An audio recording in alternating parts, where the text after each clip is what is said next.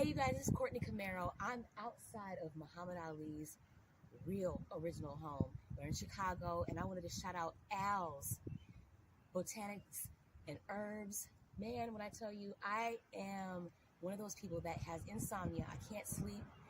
I can't focus on some days because I'm so sleep deprived, and this has helped. This is one of the mixtures he has that helps with sleep. What's good? What's good? Testing, testing. Hold on, let me see here.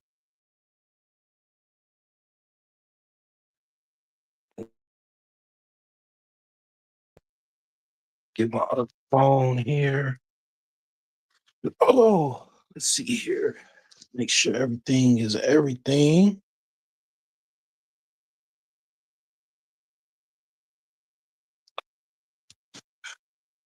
Hopefully you having a good Friday night. Hopefully you having a good Friday. Today is numerologically speaking, it's kind of a special day. In more ways than one. So it's 12/5/25. So basically there is it's two 25s today. So you got 12/5/25. So that's a double 25. It's a double day as far as two numerical similarities, right? So you got the 2 and the 12 and the number 5 for the day, and then you got the year 25.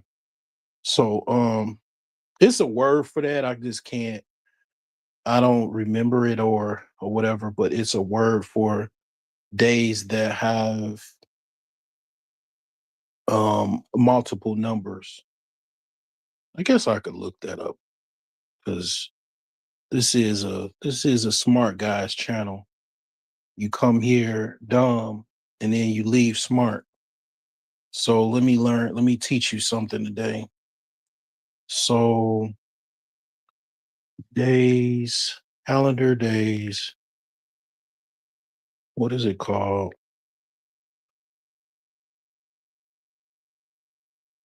For calendar days that have double numbers.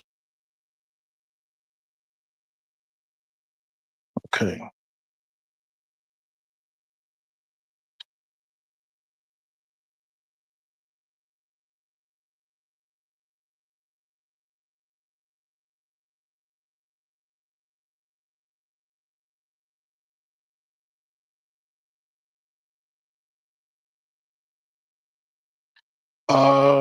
So there's a few things. So there's twin dates or double dates.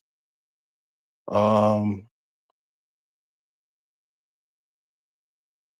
for example, uh January 1st is 1/1. That's not the right definition. Um then you got sequential consecutive dates. So that'll be like 11, 12, 13. This is probably what I would say is going on. Um is a it's called a palindrome. So let me put this out here. Okay. Let's see here. So um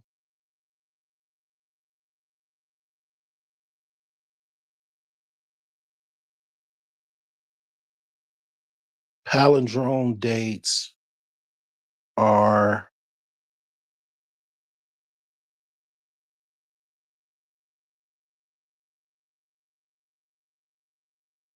like formatted. It says these are dates that read the same backward and forward. Um Not quite. Not quite. It's not a palindrome. It's not an odometer date.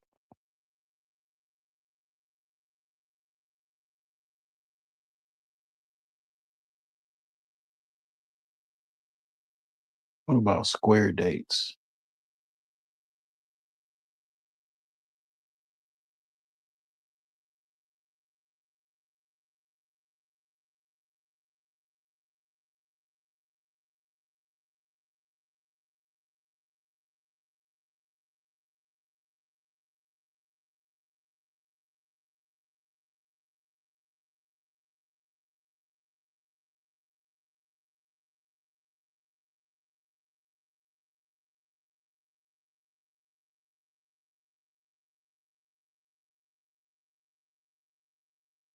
This is it's a sequential date. It's called a sequential date.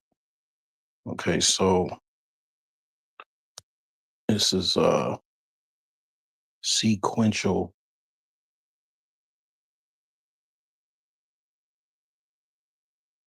date.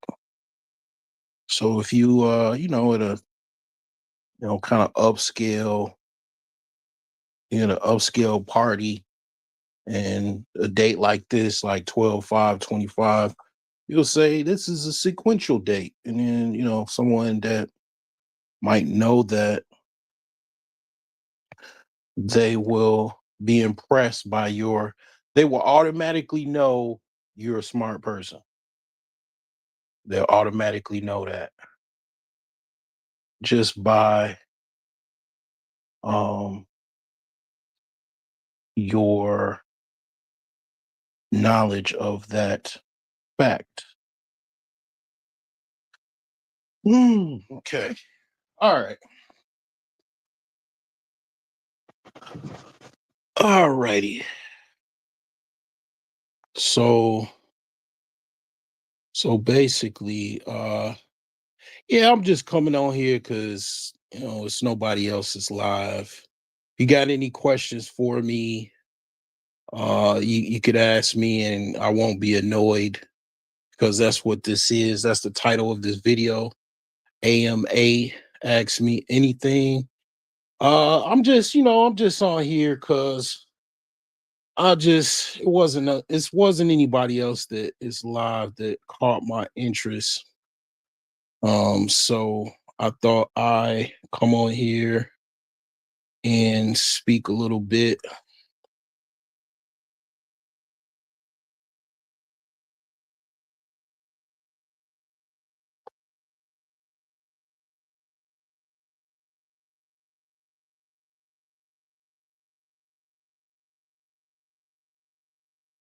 Yeah, just thought.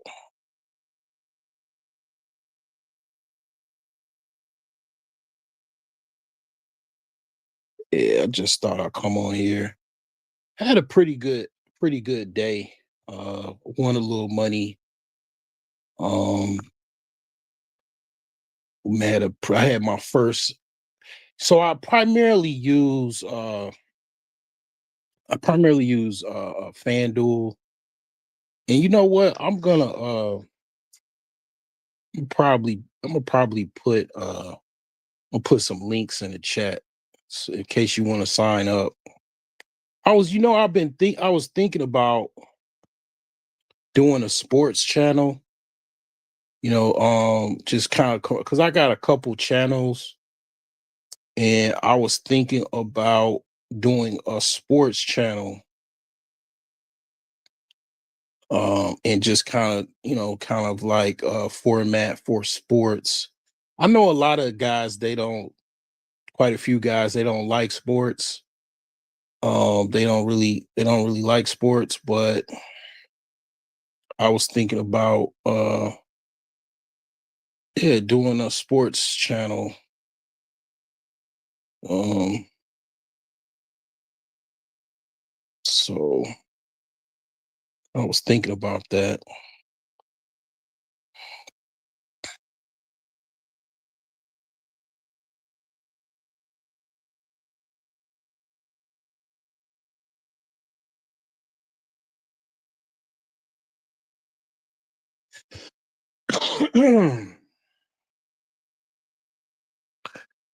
It's pretty boring. Oh, well, I thought I'd come on here. I don't really have too much to talk about, but I know that changes. That changes on a whim. That actually uh can change anytime. I can just go.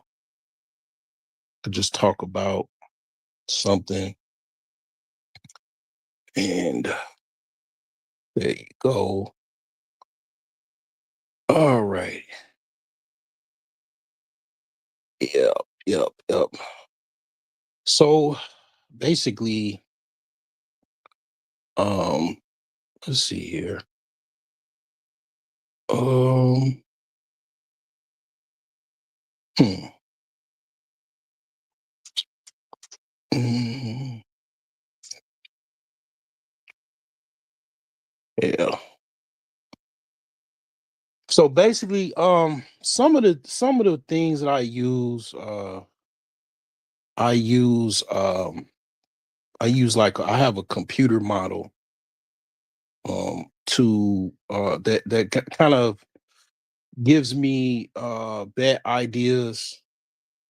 And what I found out, because I've been uh I've been sports betting for about 2 years now, like really heavily. Like this is what I do.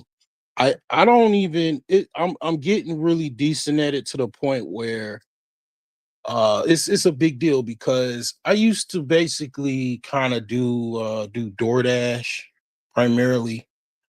And that's what I used to do to like make extra money. And I found out I don't have to do that. I don't have to go out and, you know, perform a humiliation ritual, which is delivering DoorDash. You know, especially being an older man.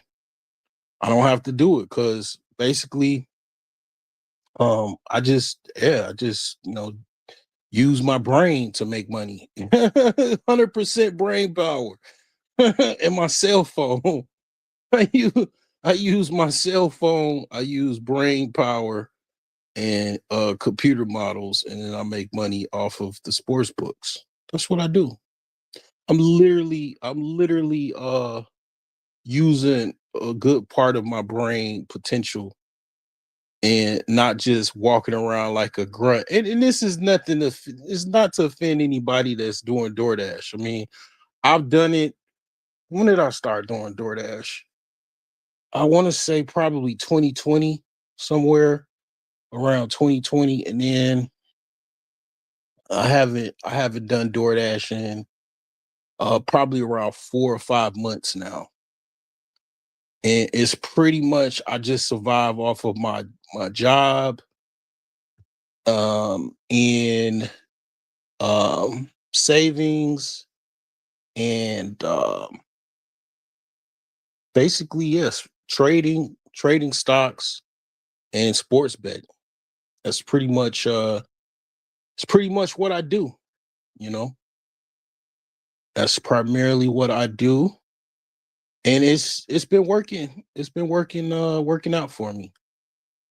It has been working out pretty well for me. So, you know, I don't have to, do DoorDash. I really don't like doing DoorDash, and it wears your cars down. Like if you got a car, especially if you have a nice car, man, DoorDash will fucking break your shit down to the fucking molecule. Like your car will be on a junkyard in a junkyard as soon as you look up. Your your car will be basically headed to the junkyard, because you doing all of that driving, stopping and going. It's wearing you hitting bumps. You driving places you would normally drive. Okay. And then, you going into cities, there's certain cities they got potholes, they got, just big craters in the street. So then you just, you hitting these potholes and whatnot, and then basically um he's wearing your front end up, like your suspension up, ball joints, your tie rods, your axle, wearing your brakes down, your bearings, your hub bearings. You might even mess up an oil pan. If your car is low enough to the ground, if it like hits a bump or something like that, there goes your oil pan. Got a nice little hole in your oil pan now. And then now you got a leak coming from your oil pan. Um because you done hit something driving DoorDash. And DoorDash doesn't have any incentive for you to get a car.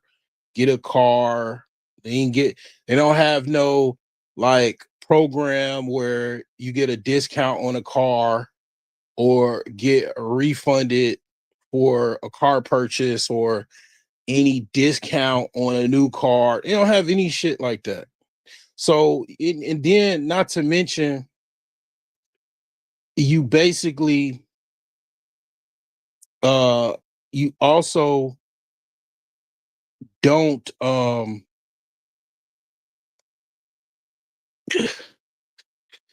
watching something on Facebook. It's kind of funny. This shit is hilarious.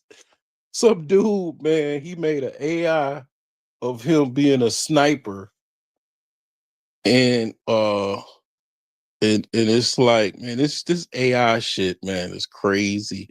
The Sora app is crazy, bro. I mean, absolutely insane. um, yeah, so it's like basically, yeah, like DoorDash, you to add insult to injury. I know this is like a shit on DoorDash stream. That's basically what this is so far. And it's like, yeah, like DoorDash is probably one of the lowest paying apps out there. Like they pay the lowest out of probably all of the gig apps. They're probably, if not the lowest gig paying app uh out there, if not um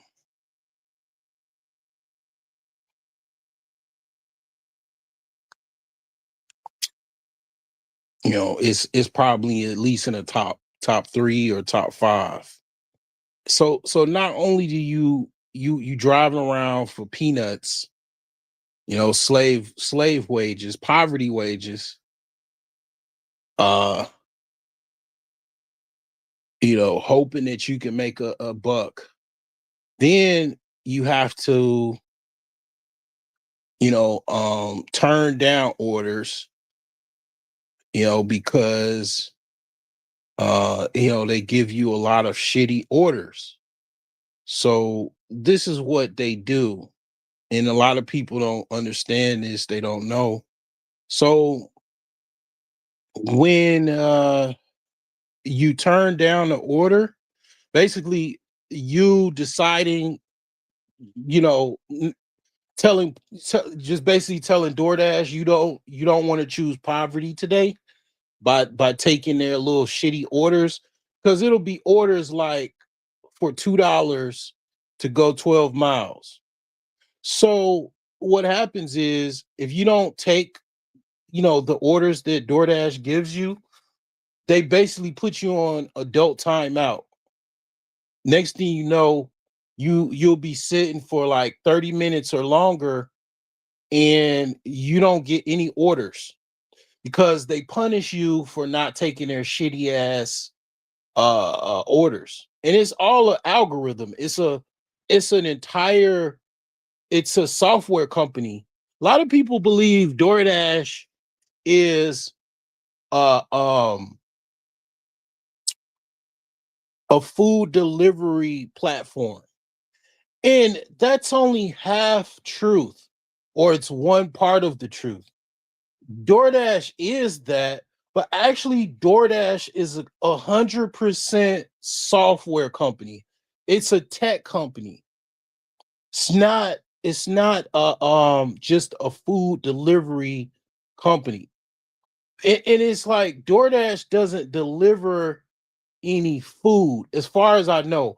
I think they do in some markets. They have like a AI robot or something like that, but mostly DoorDash is just a platform that bridges the gap between delivery drivers and basically customers that order stuff. I mean, they have more stuff than just food. You can, if you order something from Lowe's, you'll get, like, order some tools. Because I one time I had to, I was working on my car and I needed a tool real quick. Like, you could order tools from Lowe's, and order like fertilizer from Lowe's, and it'll come to your house. And it's like, basically, that's what DoorDash is. That's what Uber Eats is. That's what Uber is. It's an 100% software company. That's what it is. 100%. Like, literally, eh, DoorDash, Uber, a lot of these companies that are platform based, they are 100% reliant on software developers. That's why, like, if you wanted to get into software development, I mean, like, software development is the best thing that you can get into to change your life. Like, you could, like, if you just, and this is the best time to actually get into software development, because you have AI to kind of help you out.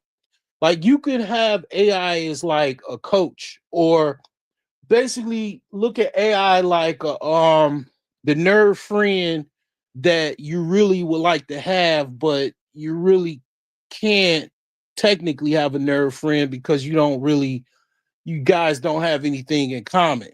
You like to maybe go out and get women every now and again, or go, kind of hunt for women.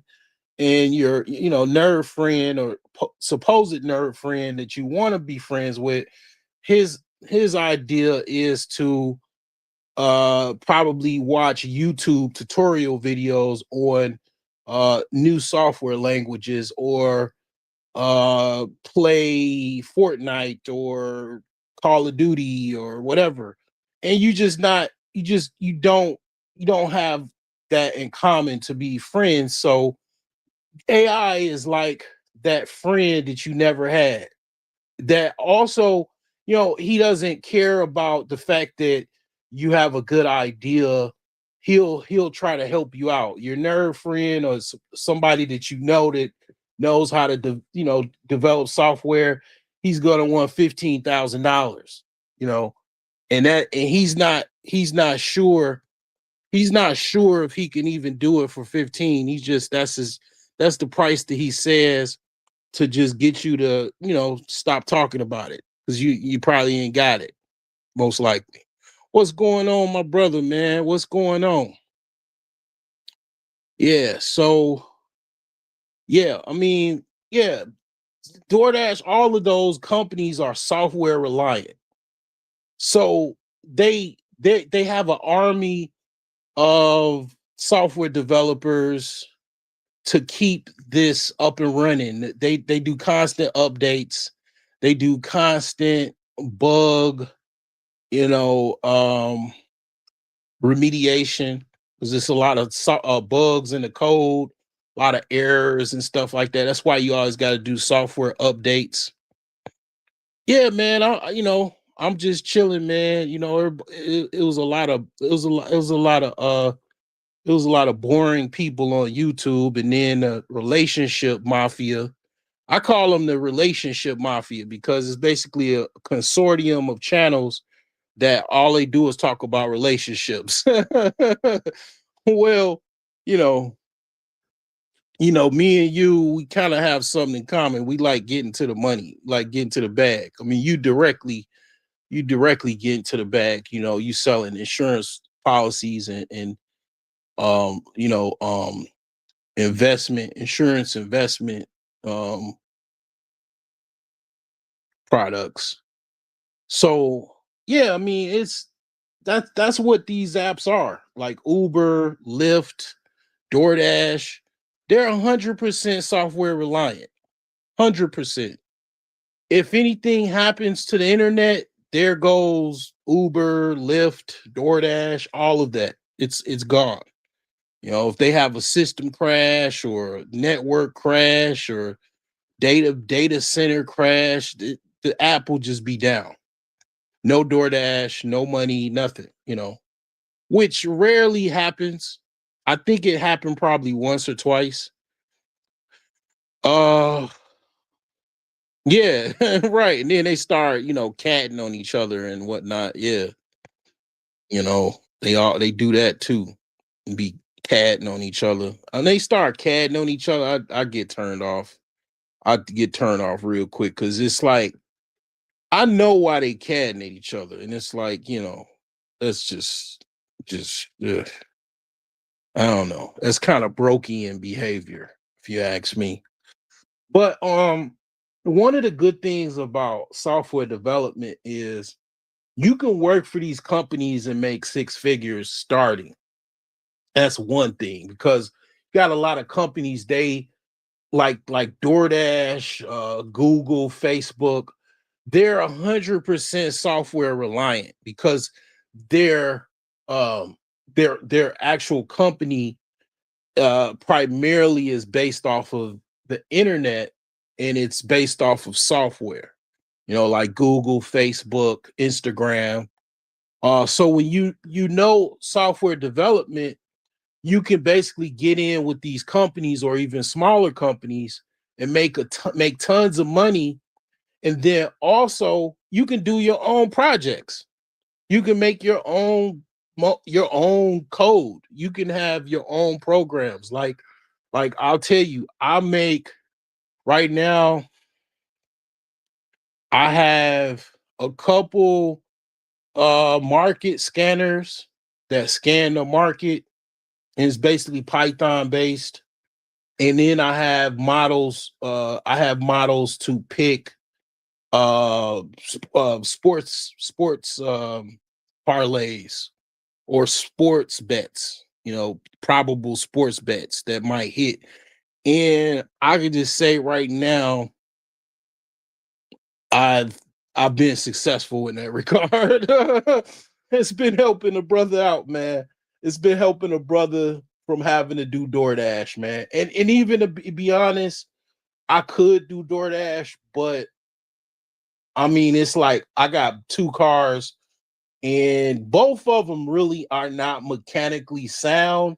So I wouldn't feel confident doing DoorDash even if I wanted to in either one of them.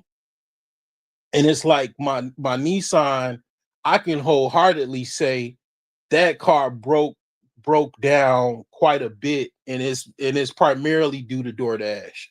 I've went through quite a few cars over the years, and I can wholeheartedly tell you that DoorDash did not help in the regards of keeping a sound car, because it just damages any type of work that you do where you got to travel a lot, like constantly travel.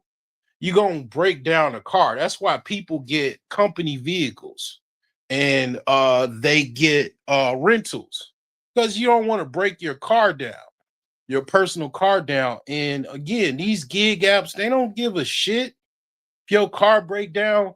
Only thing I can say is Uber does have incentives.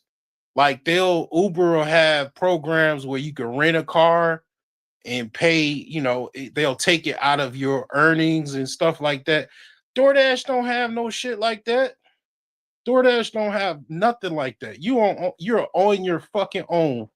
And basically, yeah.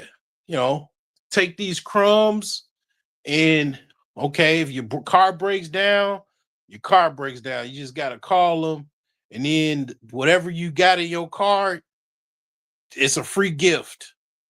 They just close it on out, and then you gotta get your car home or get your car towed. Ask me how I know this. Ask me how I know. I can tell you, these are kind of like broke stories, right? To a certain extent, right? Like I can recall probably at least, I mean, just doing DoorDash, I probably have had 5 or 6 breakdowns where I like over the years, because I've done DoorDash for about 5 years.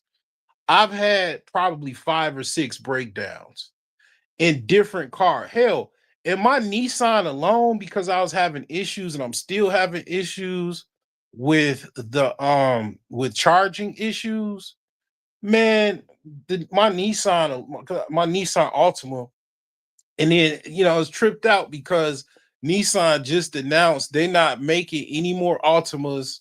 They're basically discontinuing Altima and Maxima as far as the vehicles.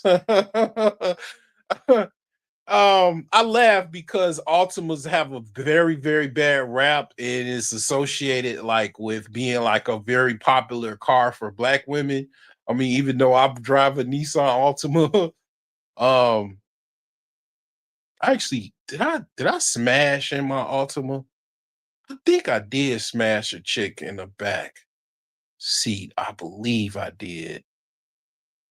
Let me think about it. Yeah, I think I did. Yeah. Little white chick that. Um, but like, yeah, like it's a terrible, terrible it's got issues. Yeah, they do have a lot of issues, but it was a solid car. It was a decent car, but I think that doing DoorDash and then doing roadie and shit, like going all across the fucking state and multi states and shit. That just broke that car down, man. That car was like, dude, man, I can't do it no more, bro. You on your own. So I had probably over the years probably had at least 6 or more breakdowns. And then something happens. Usually it's like a delivery, some Chick-fil-A delivery or some shit. It's usually food. It's like 100% of the time that I had to call, that I had a breakdown, it was usually like some food. Like not any groceries. It just usually was some like food or some shit. Like fast food, like Wendy's or Chick-fil-A or something. And then like they just close it out, and basically you got some food to eat and drink, but you gotta wait to tow your car or get back home or whatever the fuck you gonna do about your car. You gotta deal with that. But yeah, man, I don't recommend it. I recommend it if you got like a car that's a beater, because DoorDash don't give a shit about what kind of car you got. They'll accept old ass cars most likely. Matter of fact, you could just DoorDash is so gangsta, so ghetto. I don't even want to say gangster. It's like disrespectful to all gangsters to say that, but DoorDash is definitely ghetto, and it's like very ghetto friendly. It's a very, very ghetto friendly app. So you could just tell them you got whatever, right? They don't do any inspections on your car. They don't give a fuck. Like you can drive a 75 Buick fucking Bonneville, you know, Buick LeSabre, whatever. And basically, you know, you just, pretty much you got a beater, an old ass beater that still drives. And as long as you can get the food there and back, pretty much DoorDash doesn't give a crap about your car. Okay. Um, That's one good thing about it. And another thing is DoorDash is pretty felony friendly. Okay, if you got a felony or something, you probably could do DoorDash, depending on what it is. I don't know, but yeah, like if you, that's the best thing you could do if you got a like a beater, you got like a 1992 Honda Civic, um, that's not tricked out and everything. It's just like a fucking beater, like a car. If you got a car that's like close to being in a junkyard derby or something, like that's the best thing to use with a to do DoorDash, because who cares if the car breaks down? Who cares if the car gets beat up? Shit, it's already, damn near close to the junkyard anyway, and you just, keep taking a beating, do maintenance on it, but you just designate this is the beater car to do DoorDash in, make my money. The car breaks down, it breaks down, who cares? But you ain't messing up your good car. You just driving around with your beater doing DoorDash, you know, turning down orders. Like when you turn down an order and then you notice you waiting a long time to get a new order, what you got to do is you got to log out real quick. Probably turn it off, log out of the app for about 2 or 3 minutes, and then log back in it. That refreshes the app. That's just there's just like just some pointers there. Because I ain't gonna lie, like sometimes DoorDash is what you gotta do. Like before I came up with you know, uh a system, because I sometimes I get, I get like the lawnmower man with shit. Like I get progressive, like when I first started sports betting, man, I ain't know shit, man. I was like, trying to figure stuff out. I was contacting my cousin, asking him questions and stuff like that. And he made like over $100,000 sports betting.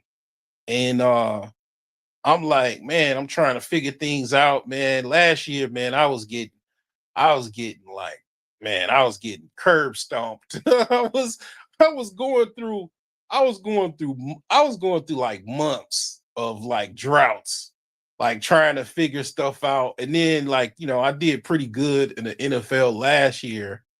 And then I still had droughts. But like this year, I ain't really done much on the NFL side, but I've been scraping the NBA really, really good. Whatever I haven't been making in the NFL, NBA, man, NBA, motherfucking goddamn it, that's my job, nigga. Huh.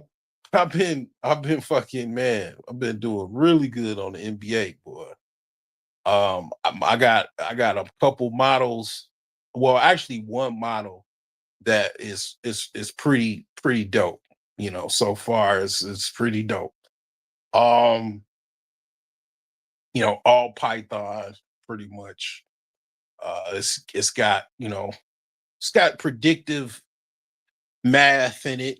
Okay, predictive code to like kind of help you discover certain things. I'm not gonna be too technical, but yeah, it's been, I mean, fortunately, for me, it fits my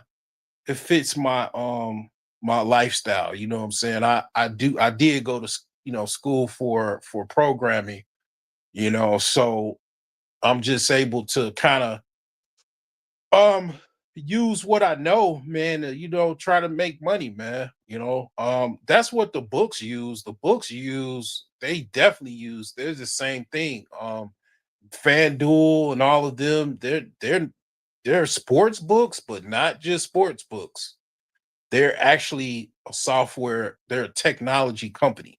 FanDuel, DraftKings, Underdog, you name it. They're 100% software company. They have algorithms, they have machine learning, they have AI.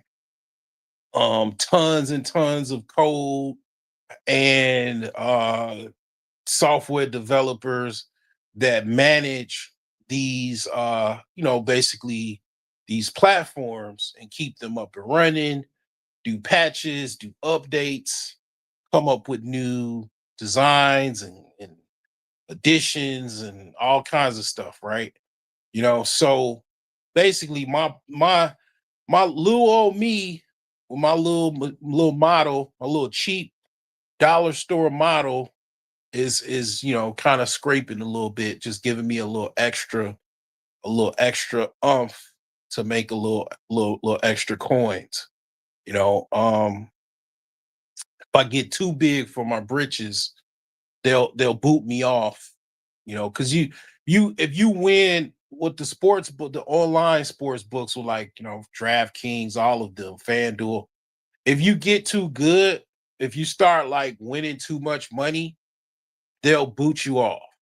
Like once you probably get over, you start winning over like I would say tens of thousands of dollars, and they know you not that type of person. Like you not like Tony the Closer.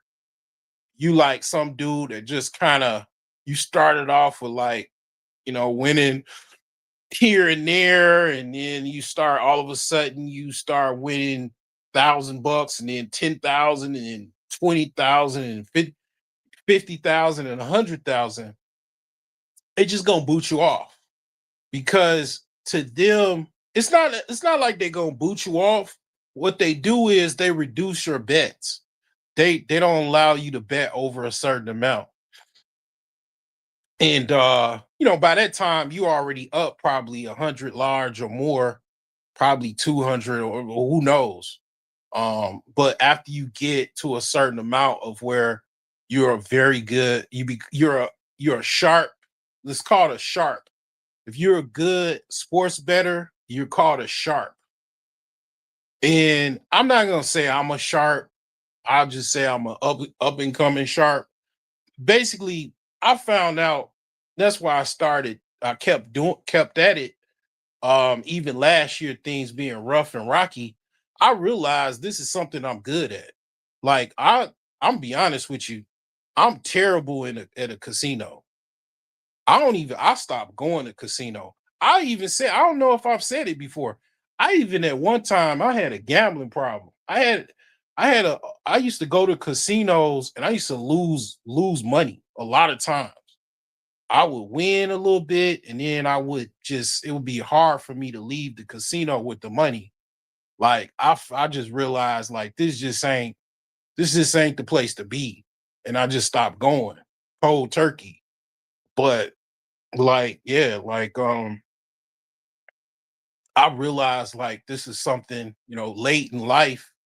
I wish I would have knew this earlier and actually well, I don't know, like back then, I don't you had to deal with like bookies and stuff like that. Basically the mob and shit, and like shady individuals. And that's when cause like it used to be a lot of people have it good now. You know, long time ago, in order to to bet on sports, you'd either have to go to Vegas or you'd have to get a bookie.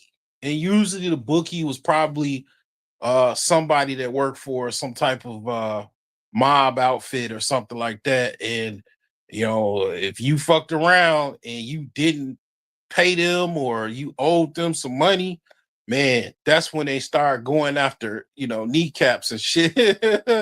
That's where like you used to. It's a lot of kneecaps that basically, man, who know, like kneecaps was that's a really bad day. But you got to understand, you're dealing with the mob.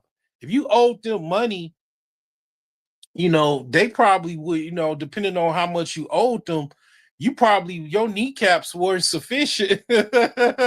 your your kneecaps was probably insufficient funds. They probably, got people, tucked away in some type of fucking abandoned car somewhere in the trunk or somewhere, 6 feet under somewhere. in the fucking desert or somewhere, or in a lake or canal or whatever, uh basically being fish food because they owed the mob money because they was out of hand, betting and shit. But to me, like, see, like when I look at this, right, I don't really look at it like, not really. It's not the same emotion or feeling when I go to the casino, and it's not like it's not like addictive to the point. Like I remember playing blackjack and that being addictive. Roulette, um, craps, what else I used to play? Baccarat.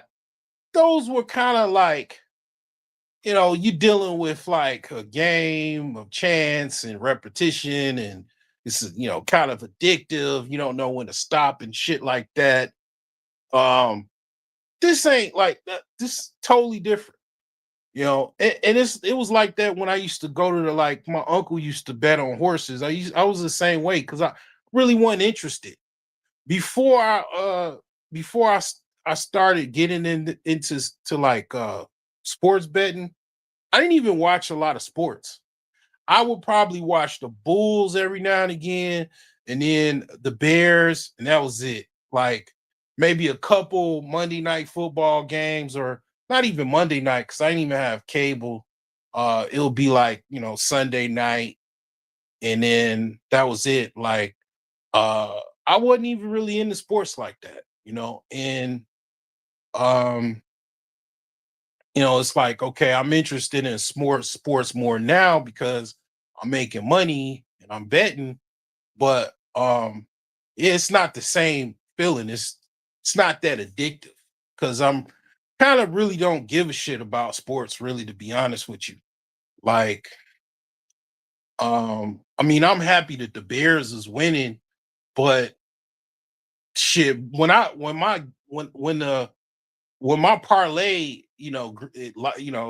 I hit my legs on my parlay, or a particular leg that I was watching because I wanted to see what was going on. Once I hit that shit, I just turned the TV off. Like tonight, I was, had some money uh on OKC, on basically SGA, Shy Gilius Alexander. He's probably the best player in the NBA right now. Some people probably argue that, but in my opinion, I think SGA is like he's like the best in the NBA, in my opinion. We could argue about that because you'd have to tell me who you would think is better than SGA. But I think SGA, pound for pound, he's probably the best player in the NBA right now. But I had put him for like for two 3-pointers, and I was kind of nervous because I didn't know if he was gonna get it or not. But yeah, I had him with a couple of other players, and I won some money. I post if I win. Usually, I'll post it on my Facebook page. Those are all my wins. Not all of them, but most of them. I put them on Facebook. So yeah, I'm not really addicted to this shit. I mean, like, I don't like to lose. I don't like to go on droughts. I mean, that's why I'm trying. That's why I came up with these models so I can give me a better chance of opportunity to win. And it's definitely helping out. You know what I'm saying? And I do other stuff. I do other things. I pay for certain things or whatever. I pay for like groups, like for people that group, like people that bet more than I do and probably might be better. I pay for their slips. But one of the things that I'm finding out, which is a good thing, is that one of the things I'm noticing is, and I mean, these guys that I pay for, I mean, they're pretty good, but one of the things that I've been noticing is my model usually beats their slips. So like, the little money that I pay to see their slips, hell, a lot of times I'll lose betting their slips and then I'll win off of a slip that I put in from my model. You know what I'm saying? So like I don't know what they do to come up with their bets. I don't know what they do, but I actually have I don't have like, no expensive model or anything like that, but like my model is getting to the point where I'm starting to notice that it's beating the stuff that I'm paying for as far as seeing what people slips that I pay for or whatever to see in a private group, right? So I lost everybody on that conversation. Everybody went to sleep on me after that, I guess. But I mean, the whole point is, I'm just saying, try your best to, if you can, get into IT. The best thing to do is to get into to somewhere in the development side or coding side for your own projects and to make some coin from working for a company, because you got a lot of companies that are 100% software reliant. Every company that I just mentioned is pretty much 100%, almost 100% software reliant. It's software based. It's a tech software company. FanDuel, DraftKings, all of these are tech companies, software companies. The platform is 100% internet and software based.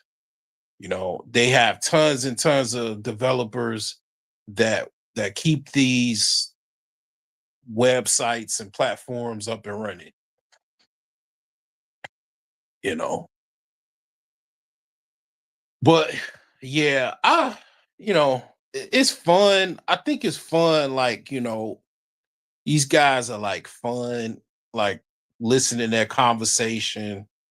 Um, when they had a mixed plant panels between the women and the men, um, it's interesting. But then after a while, it gets boring, and then they start yelling at each other, and then it's not so interesting anymore.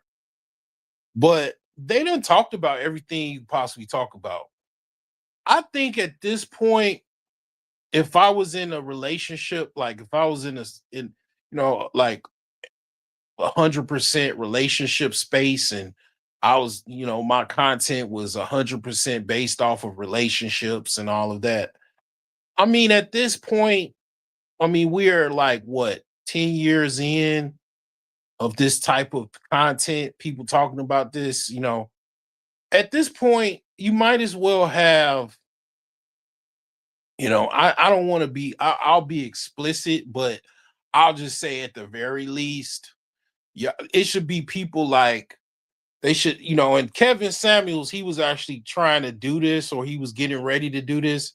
He was having like basically some type of like meetup or dating meetup or something, like you have basically couples have like a speed dating event or some shit, like where just people meet up and then they kind of see if they match up. Like that's like talking.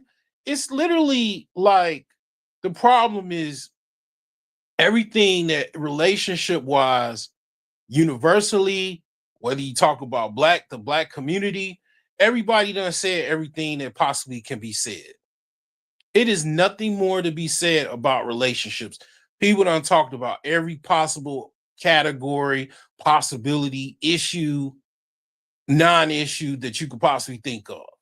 At this point, obviously people have an issue still. The issue is people are not pairing up. People actually need to be honest, and I've been thinking about this. Okay. Now, the more money you got to throw at this idea, the better. But I was thinking about basically creating some type of matchmaking service, or actually being basically a professional matchmaker, because that's literally what people need, especially people over, I would say over 30, definitely 35. At that point, you need a matchmaker. Literally, that's what you need. Like, if you can't find, you need a matchmaker and possibly someone to, like, you need some like therapist combination. You need like the combination of a therapist and a personal trainer. You need like a combo. Like, you need someone to hook you up with like a personal trainer and a therapist, you know, to kind of like help you, kind of get through things in your life, to try to help you be the best person you can, because it's more to it than that. Like, people actually need to, like, they need help. A lot of men and women need help pairing up with one another. And here's the thing, right? I'm gonna be I'm gonna be honest with you. Um, hold on. What's going on, bro? I'm on live on YouTube. What's going on with you, man? What you want to say, Sam? I done said your name, man. My bad, but I ain't say your last name. Okay. Okay. Oh, I'm live, bro. I can't pause it. It's not Nintendo. Oh, okay. Well, let me mute myself. Let me play commercial real quick. Hold on. Let me play a commercial.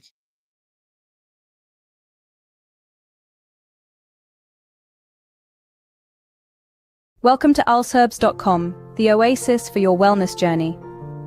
Our mission is to promote good health and reduce the risk of disease by providing a holistic approach to well-being. From the soothing scent of lavender to the invigorating kick of ginseng, we've got you covered with a wide array of herbs, supplements, and wellness products. Imagine the power of nature, harnessed and delivered right to your doorstep. That's the alsherbs.com promise, and it's a promise we're proud to keep. Shopping at alsherbs.com has truly transformed my life, says one of our satisfied customers. The quality of their products is unmatched, and I've never felt better. And she's not alone. Countless individuals have found a one-stop shop for all their wellness needs at alsherbs.com. It's made a world of difference in my life, another customer shares. And what's the secret to our success? It's simple. We believe in the power of holistic wellness, and we're committed to providing the best products to support your journey. Whether you're boosting your immune system, seeking natural remedies, or enhancing your fitness routine, we have everything you need. The path to a healthier, happier life is just a click away. Visit alsherbs.com today and experience the transformative power of nature. Take the first step towards a vibrant, fulfilling lifestyle. alsherbs.com, where your wellness journey begins. Improving lives, one herb at a time. Your wellness oasis awaits.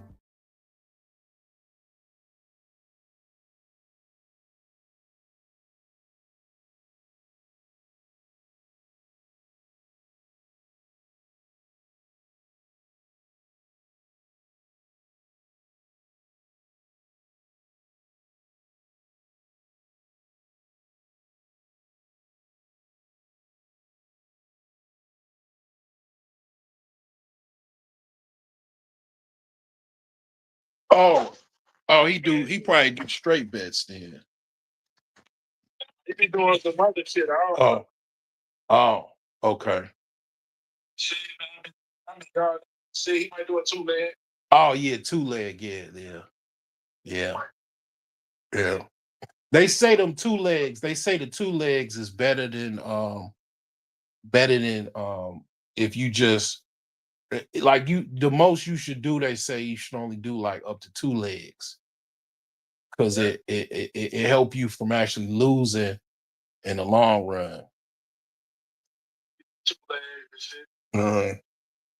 He dump big money on it. He might dump 50 on it. Yeah. They don't hit that. I'm gonna start doing that. I've been starting to do that. I've been starting to trick myself to do that instead of Cause like when you do like long leg parlays, like 5 and 4 and 3 and 6 and 7 and 8 and 9 and 10 and 11, you could do up to like 25 legs. That shit, like, that's a lottery ticket. I mean, the chance of all of them coming in like that is just it's it can happen, but it's like it could just be you could have everything right, and then shit, one of the dudes that you had on the bet, he ran into somebody or hit his head on the backboard or some shit. Now he out the game. And then that was your 15 leg, and he was your 14 of your 15th leg, and now he out, because you had all of this long ass, leg parlay legs, and it just like eight like AD injured. Like, you're not even supposed to, like, people be playing. It was a lot of stuff I had to learn. Like, they say, like, when a player come back in the game off an injury, always bet them under. Don't never bet them to go over, because they not 100%. Usually they're not 100%. So like I do that. Usually when a player come off injury, I put them under. Like, for example, Blanchero, I think that's his name. He just come off injury, and I put him under, and he went under. So yeah. Doing my job, man. All that should be great. Uh-huh. He be doing that shit. He do it from college. He do he be mixing that. Uh-huh. Should be great. Oh yeah. He might get one wrong. Oh yeah. Yeah. I'm gonna tell him, give me a couple 2 legs. Yeah, yeah, that was how I was. I used to I still do that. It'd be like one leg off, but I do good. Yeah. Yeah. He be cheating. It's not. It should be. Uh, It should be right. right. He got the sauce. That nigga be having the motherfucking 15 legs. Should be 14 legs. That shit crazy. That's how mine be, man. I can show you. I be like, I have a 13 leg, and then it'll be one that's didn't come through. And it's like, damn. That happens every night, literally. You go ahead and put 2 legs. If you do a round robin, it don't matter how much you I mean, it don't matter if you lose one leg. You'll still win a lot of money if you do round robins.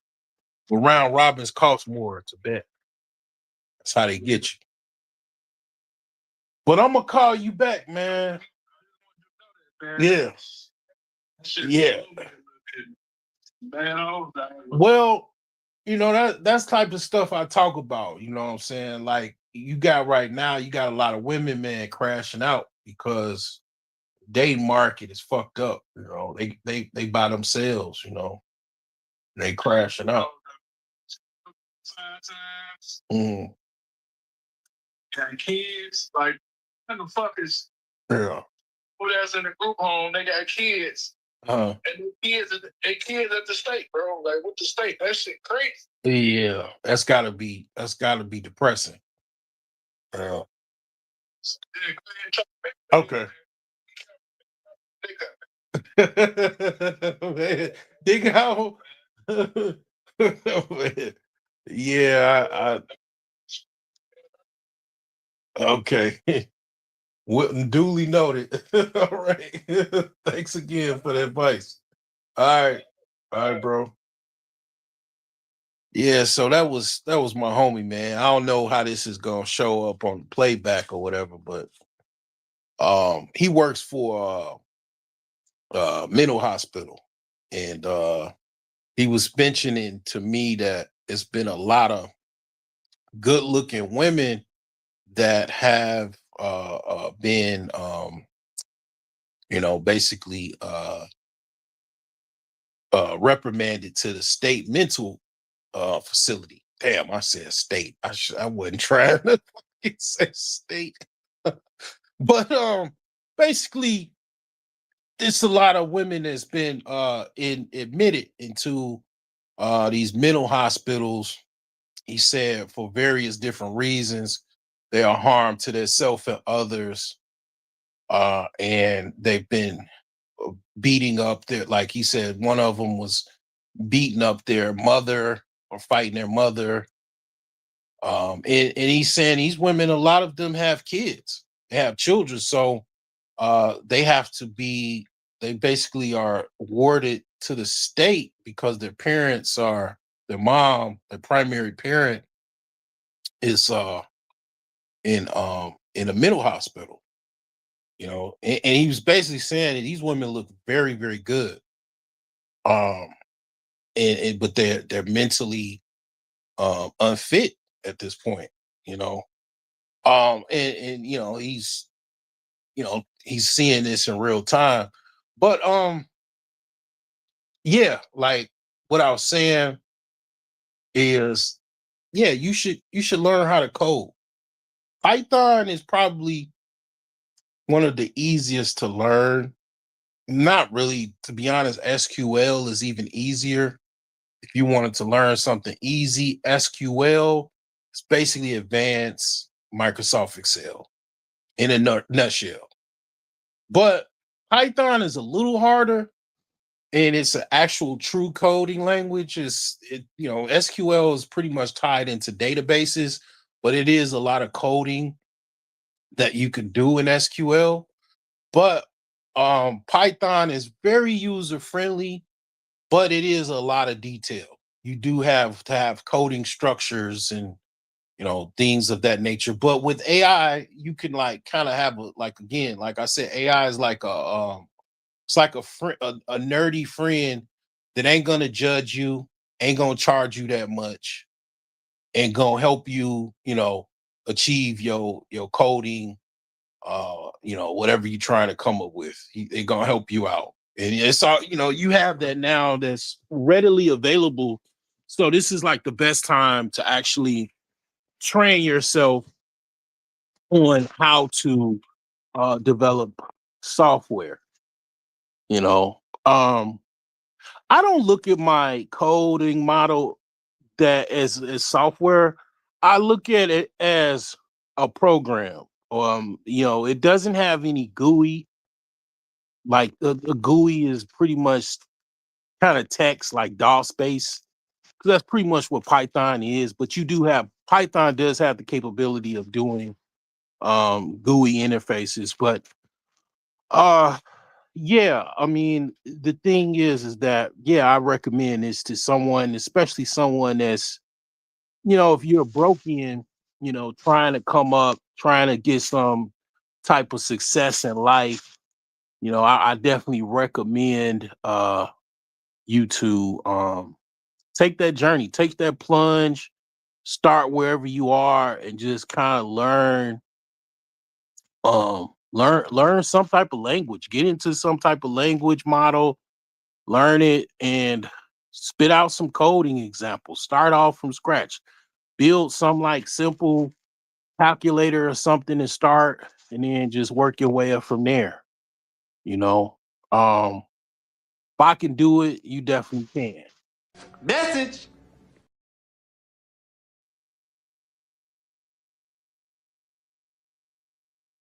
You know it's good. You know shit going good when a nigga got StreamYard clips and shit playing. That's what I could tell you. That's a sign. You know what I'm saying? Shit kind of motherfucking going good for a brother. You know what I'm saying? You're broke. You're fucking poor. You know what I'm saying? And no diddy. You understand what I'm saying? Oh man. But yeah, man, get in the game, man. You know, if you need some help, man, I'll let you know. This is AMA, so this is a perfect opportunity to ask me. You know, someone, I actually went to college or university for programming. My old dinosaur programmer. I started with Visual Studio 2005. You know what I'm saying? That's how I started, you know, and yeah, you know, it's paying off, man. In 2025. You know what I'm saying?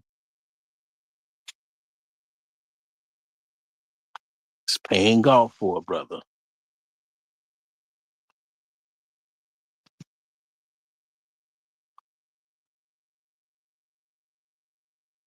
You can't make this shit up. You can't make this shit up. Y'all heard it. Yeah. So yeah, I mean, that's the reason why so many billionaires and millionaires. It's because of primarily because of technology.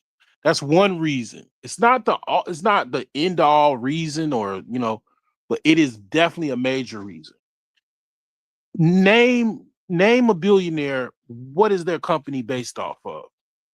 Is their company, like, for example, let's just go to the main people, right? Elon Musk, tech tech tech entrepreneur, basically. Basically, what Tesla is a software company that doesn't necessarily have a platform.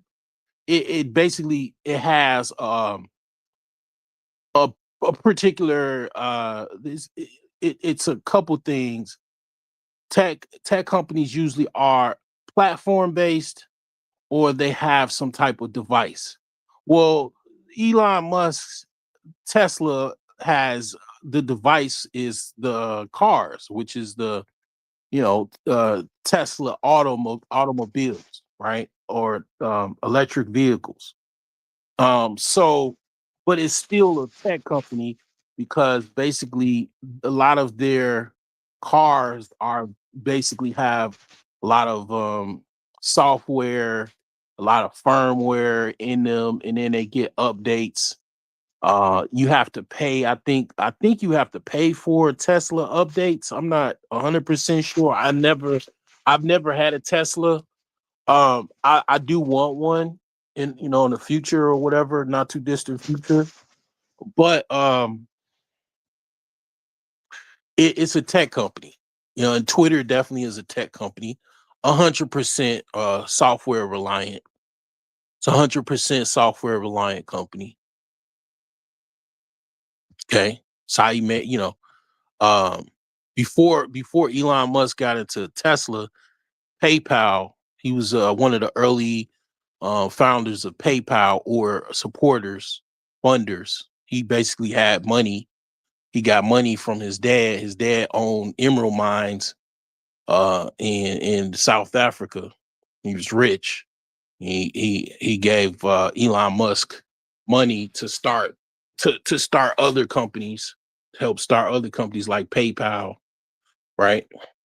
Which is 100% software a company, software based company, or software dependent company.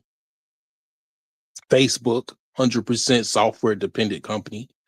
Mark Zuckerberg, multi-billionaire, mega billionaire, 100%. His Instagram, Facebook, WhatsApp, 100% software reliant, software based company. You name it. Larry Edelson, Oracle, 100% software, hardware, tech hardware company. So when technology went up, the internet boom went through the roof.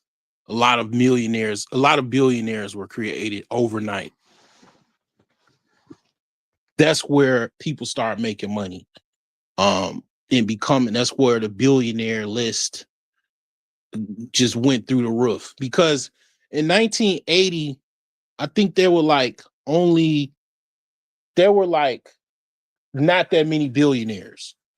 And then all of a sudden, it's 3,000 billionaires or 2,000 billionaires. You know, it went from like only having like maybe 100 or 300 billionaires to then just now it's thousands of billionaires primarily because of the technology, various forms of technology, technological advancement, companies. You know, that's the thing, man. That's the cheat code, man. I mean, you could literally create something. You can basically come up with an idea, create some type of app that solves a problem. And this is something I'm gonna do. I mean, I'm gonna think of something and I'm gonna create some type of app, you know. It's gonna be on the App Store, gonna be on Google Play. It's just a matter of time. I mean, you know, I don't care what it is, you know. We're gonna create something and publish it, you know, see what gives, you know. But like basically, yeah, that's the thing, you know. I'm trying to help people get money, you know what I'm saying? I'm trying to, you know, help you out because that's what a lot of people's problems are. A lot of people's problems ain't relationship based.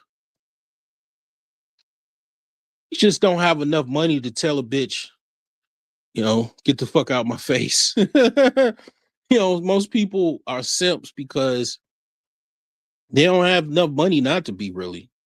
You know, a lot of people simp because they don't really have many options. You know, so they know they don't really have that many options. But in my opinion, if you had the means to travel more, because when you got money, it's like you on go mode. And what I mean by go mode is you can pretty much go wherever you want to go if you got money. Like if you don't got money, like, you know, stuck in a house or you just, you know, stuck wherever you are. And you don't really have enough money to really move around, you know. But when you got money, man, you can hop on planes, you can, you know, move around relatively easy and things just flow more easy. And you got more options. You got more places you can go. Like, you know, that's just how that is. Like, I know it doesn't seem that way because you see sometimes one of the things I notice, and I noticed this in the, you know, the kind of like with nerds, when they get money, you don't really see no difference. It's just a motherfucker got money. They might have a job they might make $500,000 a year. They might make $300,000 a year. Ain't no change in their fucking life. None whatsoever. Because it's about their behavior is unattractive to a lot of women in America. I'll just say definitely women in America because it's just not attractive to a lot of women. But when you give someone that does already have some level of knowing how to attract women, how to peacock, let's just call it, yeah, call it what it is, how to peacock. You know, they like basically what I'm saying, you know how to dress, you know how to attract women. I mean, basically, that's literally what Kevin Samuels was trying to basically teach men that's literally in a nutshell what Kevin Samuels was trying to do. What he was attempting to do. He was attempting to help men peacock better. This is how you dress. This is how you accessorize. These are the shoes you should wear. This is the style that you should wear. This is the cologne that you should wear. If you wear glasses, these are some nice glasses you should try. These are some accessories that you can try. He was trying to help men peacock better. dress well, smell better, look better, to have maximum attraction, to have women be attracted uh to you. That was what he was trying to do for men.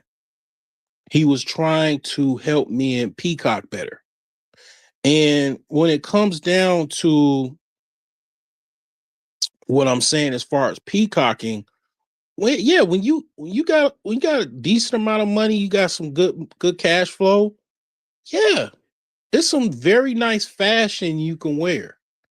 You know, it's a very fast, very fine, wares you could purchase. And, you could just kind of have a premium style about yourself. Like I've said this before, like a lot of it is, one of the things that I learned as far as from Kevin and from other people that I know, wherever you are, you want to be like a legend. You want to be like, you might not be a celebrity, right? You're not a celebrity. You're the average person, even myself. I'm not an A-list celebrity, right? Nobody really knows who I am for the most part, right?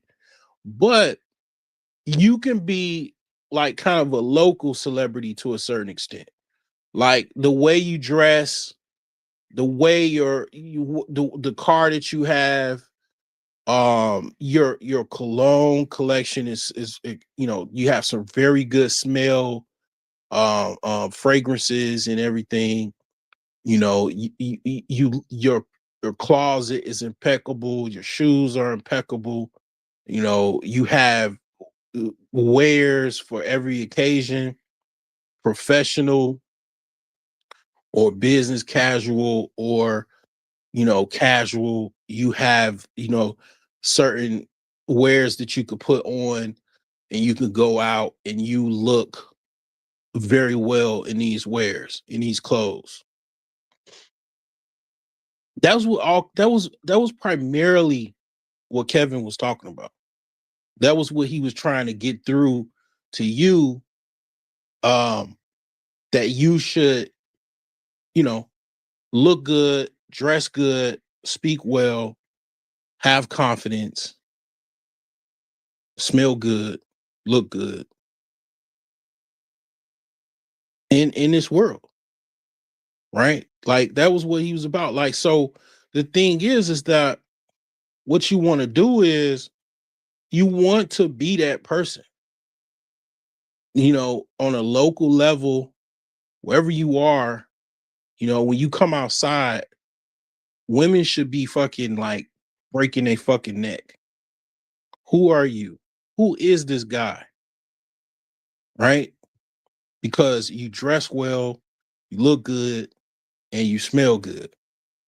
And when those things happen, when those things are, are in alignment, what happens is you are a fucking local legend. And you want in a woman that's, in your area or even outside of your area, she's going to want to be with you. Okay, she's attracted to you. And that's how that goes. Like when you do it really well, you eventually will be you will be an actual legend, because you'll start making your name. And this is how business works. You do locally, regionally, and internationally. Okay, so the concept is, all right, let's just say like you are a real estate investor.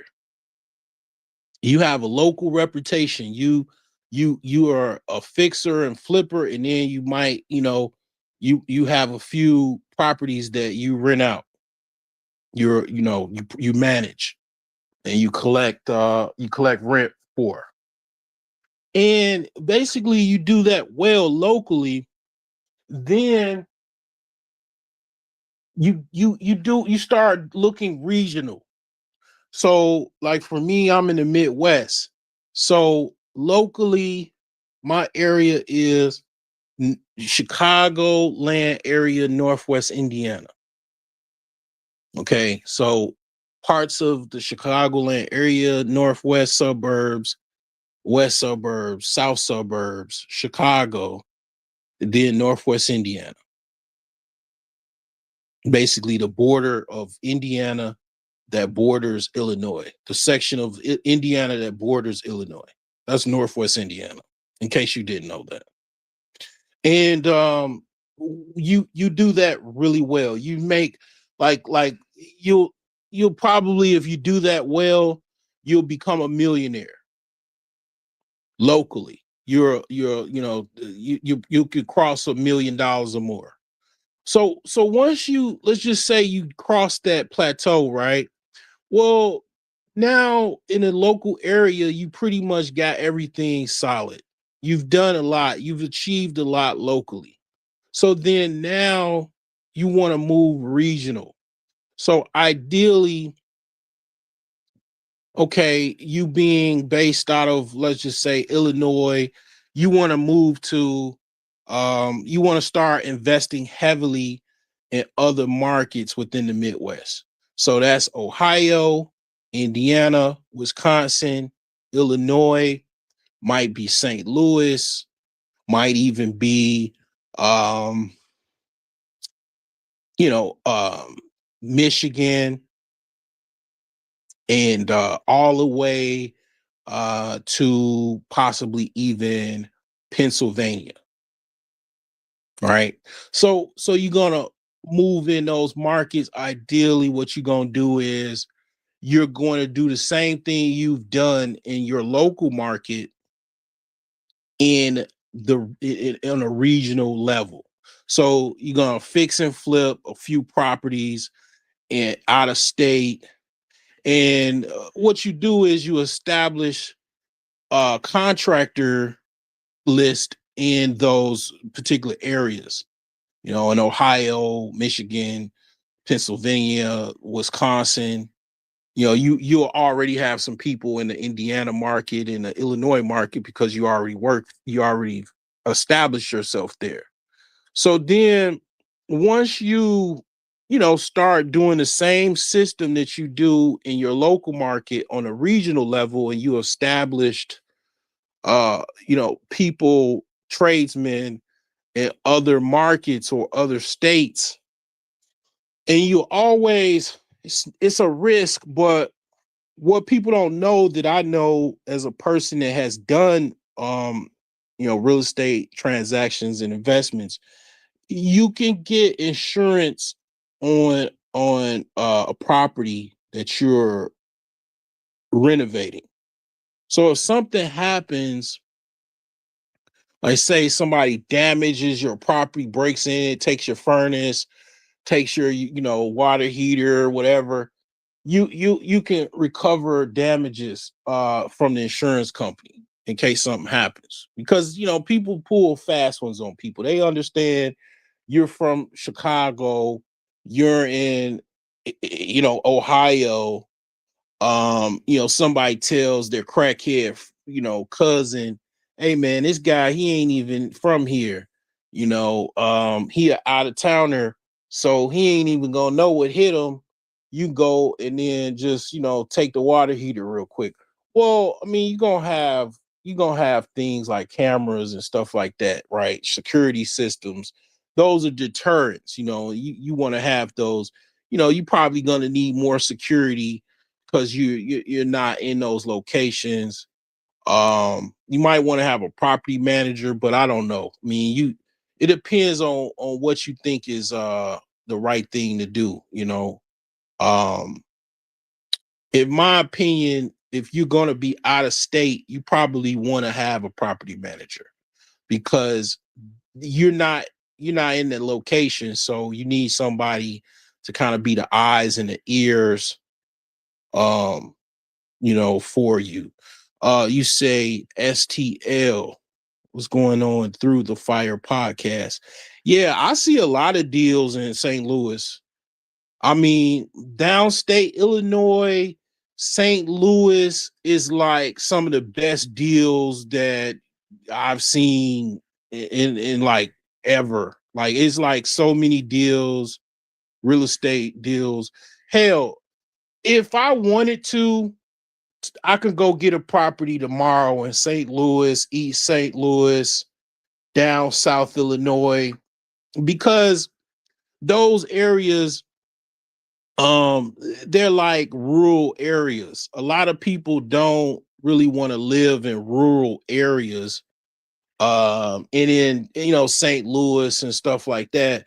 So, um, it's a lot of deals, primarily seller financing deals, which is very good because seller financing is how I pretty much purchase real estate. Like, seller financing allows a person to bypass the traditional mortgage process and then just go straight to buying a property.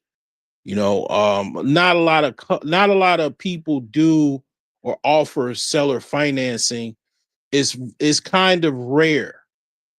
So I see a lot of properties in St. Louis and um different parts of like Southern Illinois, like near Springfield, Illinois, and near St. Louis. And it's like, yeah, it's just kind of far away. It's just not really possible for me really to uh fix those properties up and then live in them because it's just too far away from where I work. I wouldn't I wouldn't be able to get to work. I mean, it's just, 3 hour drive, 4 hour drive. Um, your commute is a fucking full-time job at that point. That just not really feasible. But yeah, I see deals like that every day, and I don't see those deals near where I am in Chicago. The reason being is Chicago's a hot market. Chicagoland area is like one of the hottest markets in the United States. It's like, it's up there, like at least top 10, uh, something like that, because Chicago's a big market. It's a lot of money in Chicago. Chicago has a stock market. Chicago has a lot of Fortune 500 companies that have headquarters in Chicago. You don't have to sell a house with seller financing in the Chicagoland area. All you have to do is put the house on the market. In the market, the house is going to sell. You don't need to sell a house with seller financing. So most real estate investors don't use seller financing in the Chicagoland area because they don't have to. They can find cash buyers, typical traditional buyers, by just listing the property on the MLS, and then that's it. They don't have to offer seller financing. A seller offering seller financing is a big risk. It's a risk to the seller, and also even the buyer, but I would say it's more of a risk to the seller because the seller has to wait a particular period of time for that purchaser to pay off that house. It might be 2 years, it might be 5 years, it might be even 10 years. Well, the person that is investing in real estate in a hot market like the Chicagoland area, they don't have to worry about seller financing. They can just put the house on the market and it's going to most likely sell. So that's why it's those other markets like near St. Louis, Southern Illinois, Central Illinois, there's a lot of deals because one, not too many people trying to live there. And it's yeah, that's it. It really ain't no other reason to be stated. Not too many people trying to live there.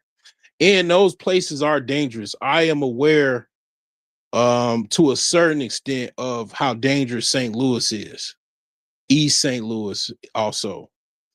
And a lot of the places that are, even Springfield, Peoria, Decatur, Illinois, those places are not necessarily the best places that you want to live in. Okay. They're kind of rural, and the people that live there don't really have that much as well. They're like this, they kind of deserted locations. They used to be probably thriving and stuff like that, but that's no longer the case. But yeah, you wanna do that on that level. Once you've reached out and you've established yourself locally, you wanna do regional. And then if you get, by the time you do regional, you should probably be a multimillionaire by that point. And then going national is just you're doing the same thing, just national. Doing the same thing, like you're basically buying properties all over the United States. And you, at that point, you're a well-known, or you probably are a known investor. You've established, you're an established real estate investor that's known. You probably have hard money lenders that you've already worked with that know you. You can get funding, and you have your own funds if you need to use. And that level, you should probably be doing. You should be on your way up to like probably 10 million, maybe even $100 million, depending on how much you can scale. You can do that on a national level. Entering different markets wherever you see favorable. But that's just how that goes. And why I brought that into attracting a mate is that's the same concept. Once you achieve a certain level of financial success, see, let me bring my slides in the mix here. I was trying to do that, but I was seem to have some type of seems to be something going on here. Don't really know. Seem to not be working, this app or whatever. Um, let's see here. Well, I'll just talk about it. But basically,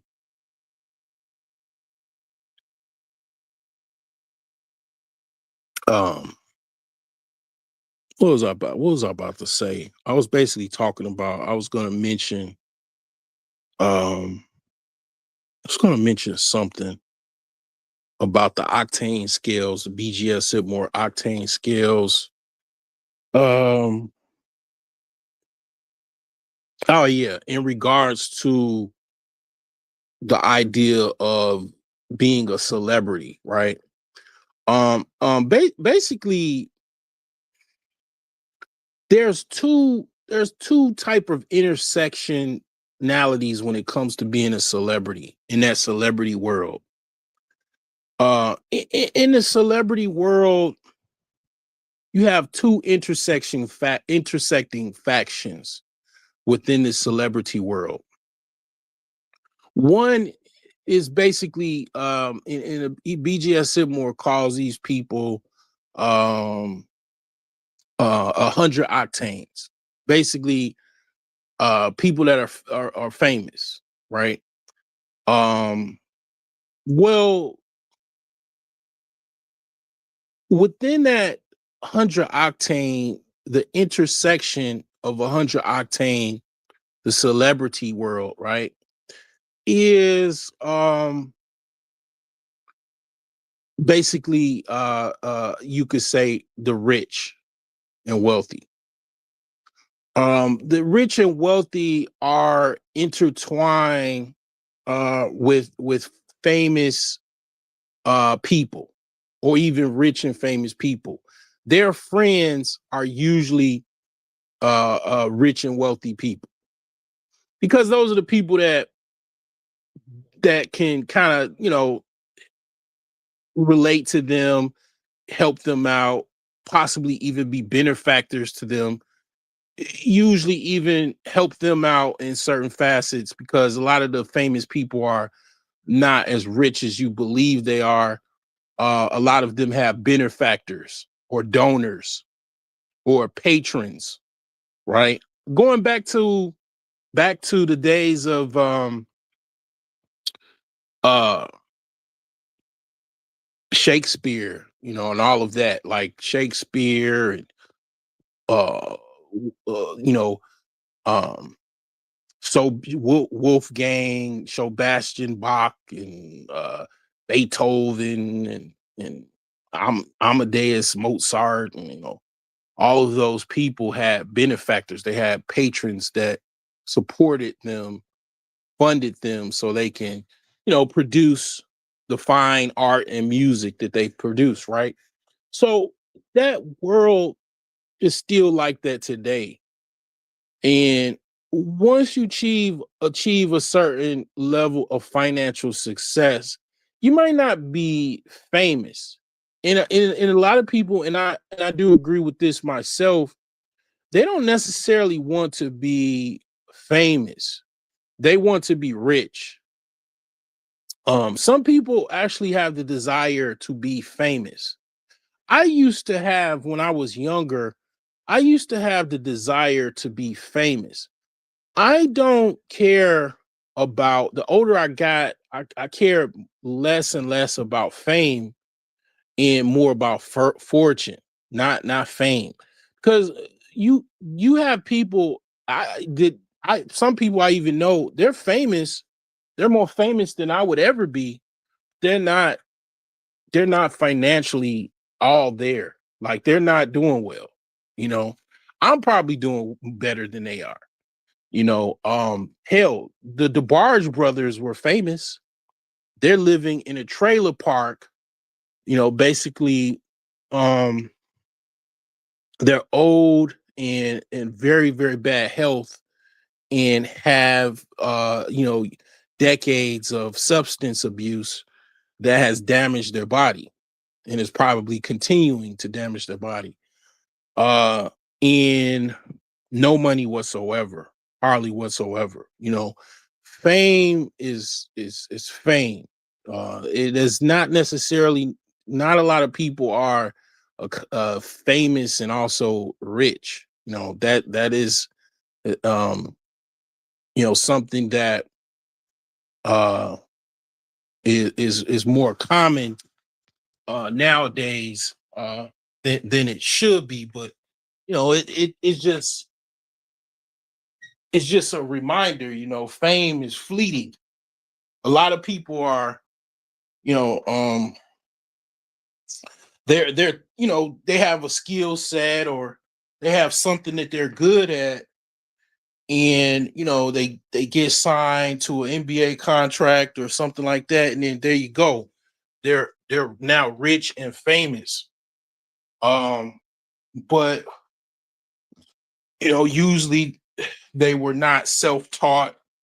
They were just injected with this big amount of money. They got their friends involved, and then next thing you know, they're busted. They're broke. They got to file bankruptcy. um they're in financial ruin, and they don't have any money anymore like they used to. And it's a very sad situation. When I'll mention a name that recently is basically this happened to, and it's very, very sad. Every person that, unless they were like a complete asshole, I feel sad about the fact that they have to basically go back to the same circumstances that they left, or might even be worse, in worse circumstance, before they even got money that they have to go back to as a reality. This happened to Eddie Curry that played for the Chicago Bulls. He went to a neighboring high school of mine, rival high school. And recently this happened to Sebastian Telfair. Sebastian Telfair was, basically a up and coming. He basically was he grew up around the same guys like Stephon Marbury and Kevin Garnett and them. And, he was a really good guard that, went from this, typical farm system of AAU basketball, high school basketball, college, and then ultimately the NBA. And it was short lived and he made millions, but he mismanaged his finances and ultimately got into financial trouble. And then even worse, some legal trouble, and he had to do a stint in federal prison. I think now he either just recently got out of federal prison or he's in federal prison now. And unfortunately for Sebastian, he had to go back to the projects, the NYC projects, to live. An NBA player with $1 million contracts had to go back to live in the projects. It's very, very sad. Very, very sad. Because I understand how hard it is to become a millionaire, especially being a black man in America. And when you're given that opportunity and you don't know and you're not educated on how to manage that, how to deal with that, and you get involved with the wrong people and you lose and blow through a lot of money, it's a sad state of affairs, because it's almost like seeing someone that is a great person, achieve a high level of success, and then they just fall flat. They just fall flat, and it's just, almost like jumping off of a building, and it's like just ultimately coming down to a crash, and you wake up and then you're back in the projects, millions of dollars, gone. You probably, I think he probably gets something. He probably gets like a little, like NBA does have some type of retirement program, I believe. I don't know how it works or anything like that, but I mean, it's like, that money is not, like a situation where you're going to get it for the rest of your life, in a sense of you're going to be rich for the rest of your life. I don't know the average time. Let me look up. I can look that up. I don't know how much the average time of NBA player is in the league. Let me look that up. The average time an NBA player plays in the NBA. It's not that long. I'm pretty sure it isn't. Well, they saying that the average is like 4.5 years. That's the average. But they said, okay, for undrafted players, the years in the NBA vary from less than 1 year to 3 years. That's for undrafted players.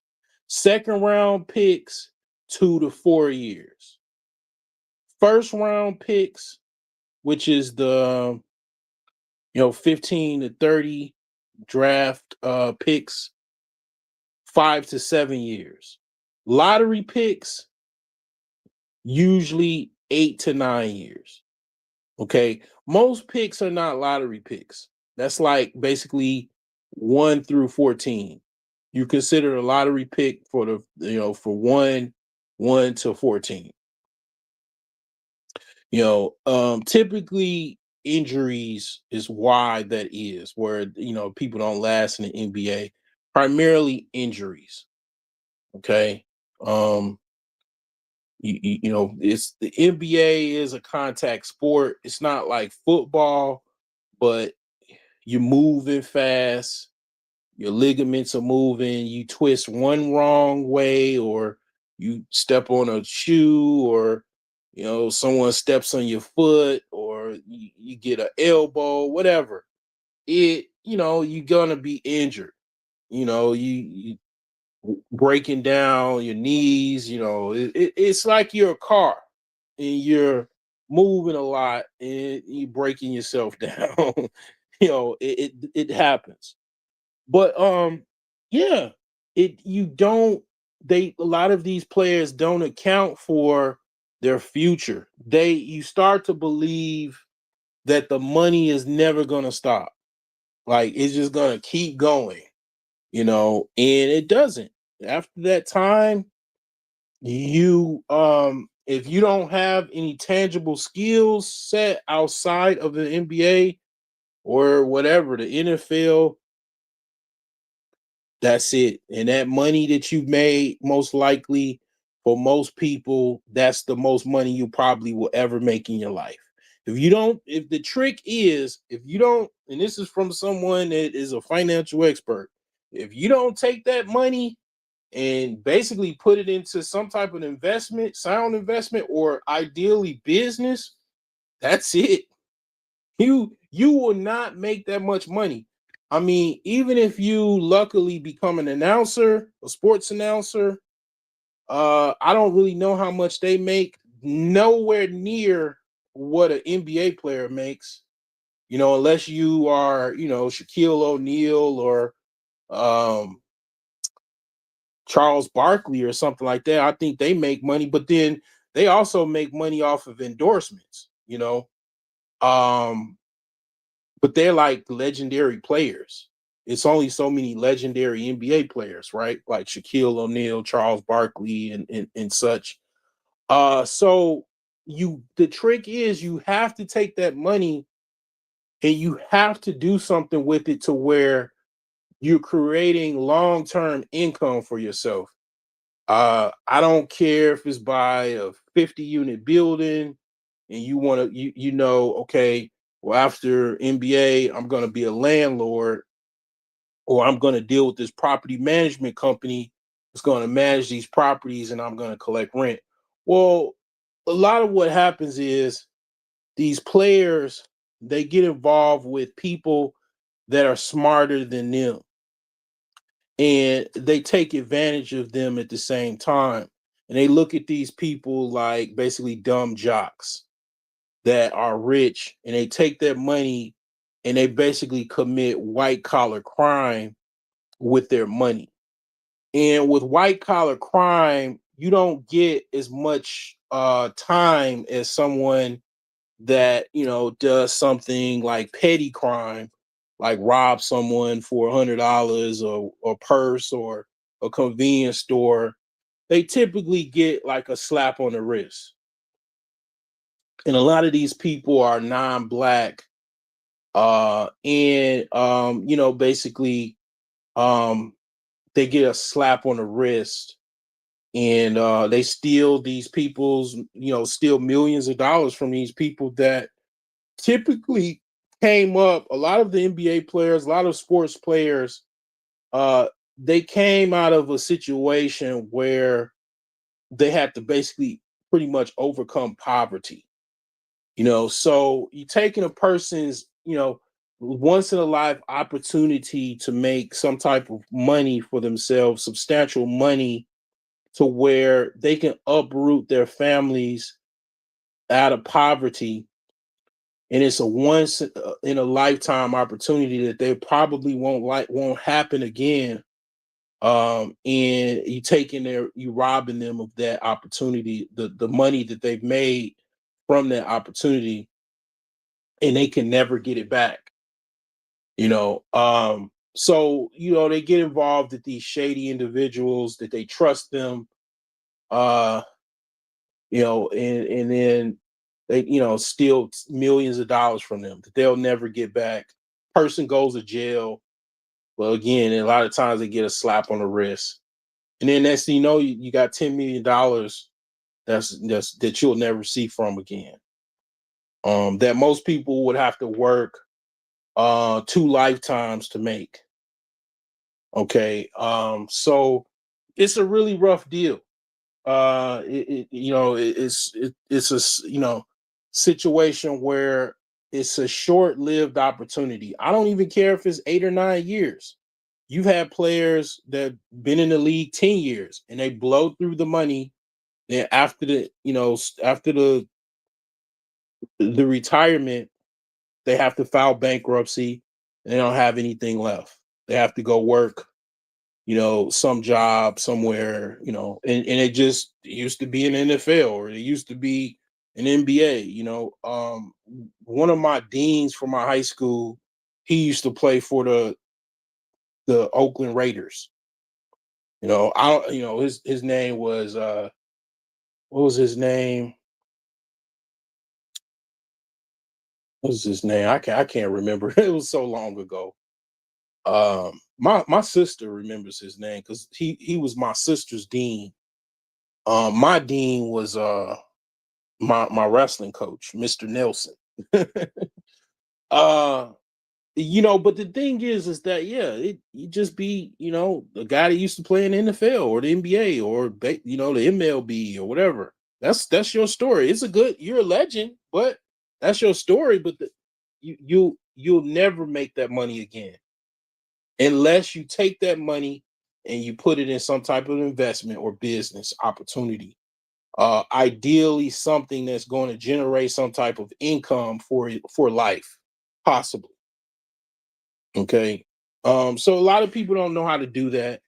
They get people that are involved that do know how to do it or allegedly know how to do it, and they basically scam them for their money a lot of times, or don't conduct business properly, and then they lose out on a bad investment.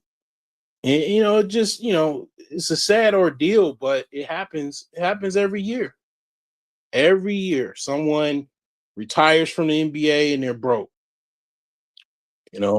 Happens every year. And this year, people are hurting. He's on YouTube, like talking about he's right in the projects, talking about how things were and what happened. Man is sad. He's crying. He's been crying. You could tell he's been crying for a while because he's got his eyes are bloodshot red.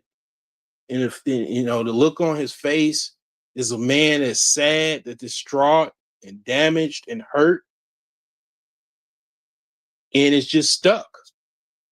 It's got to be one of the worst feelings because me, myself, I've never been wealthy or rich.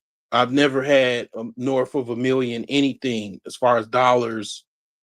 I've never had the opportunity. As far as I've never had millions of dollars. So imagine you have,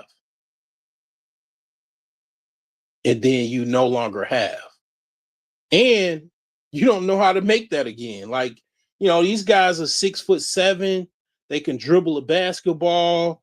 They can cross over and dunk the ball, shoot a three, do a fancy layup or whatever, acrobatic layup or dunk or whatever, and have the crowd roaring. That's a valuable skill set. Not a lot of people can do that, but they can. 300 almost 300-pound linebacker, able to run,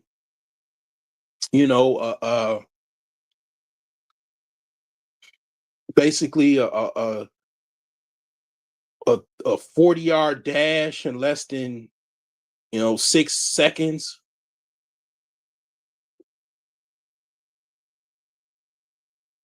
And is damn near 300 pounds. So they can get to the running back, or they can get to the quarterback really, really quick.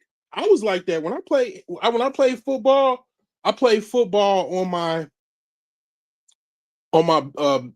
my Navy base team, the Yokosuka Seahawks, and I played semi-pro. I played a little semi-pro when I was going to school down in Champaign, Illinois. I learned that I was a pretty fast linebacker. At that time, I was like 220. It was about 220 and 6'3", and big dude, right? And I was fast. And I would, in practice, I would get off the line because I was naturally fast. My mom used to run track when she was in high school and stuff. Like, I'm just genetically fast. Like, and I used to just get off the line really quick and get right to the quarterback really quick. That was a skill that I found out that I had way past high school. I wish I would have played in high school, but I didn't play in high school. And when I was in the Navy, it was the same thing. I was really good getting in the backfield real quick. So you got players like that, like Lawrence Taylor. Lawrence Taylor was like one of the best NFL linebackers that ever lived. Everything I just said, he knew he did well on a professional level while being high off cocaine and lack of sleep. He would hang out with hookers and binge on coke all night long, and then he had a game in the morning. And it's like, his coaches would have to call him and get him out of the hotel just so he can get on make sure he's on a flight so they can play the next game. But he was legendary, right? It's a one in a lifetime opportunity. Most people will not make that amount of money after they play. Very few, very rarely, there's people that make the same amount of money that they've made in their sport while they retire. Very few, and few of those people are like Michael Jordan. Like Michael Jordan is like the damn god of basketball. Damn near, he's the like patron saint of the fucking NBA. Of course, he makes money off of his shoes and other endorsements and made billions of dollars and stuff like that, right? Of course, LeBron, the same thing. Like, he's listed as a billionaire, an active basketball player. He's probably in his final season. LeBron is probably in his final season. I mean, like, he's barely making 10 points a game. He's old. Michael been playing.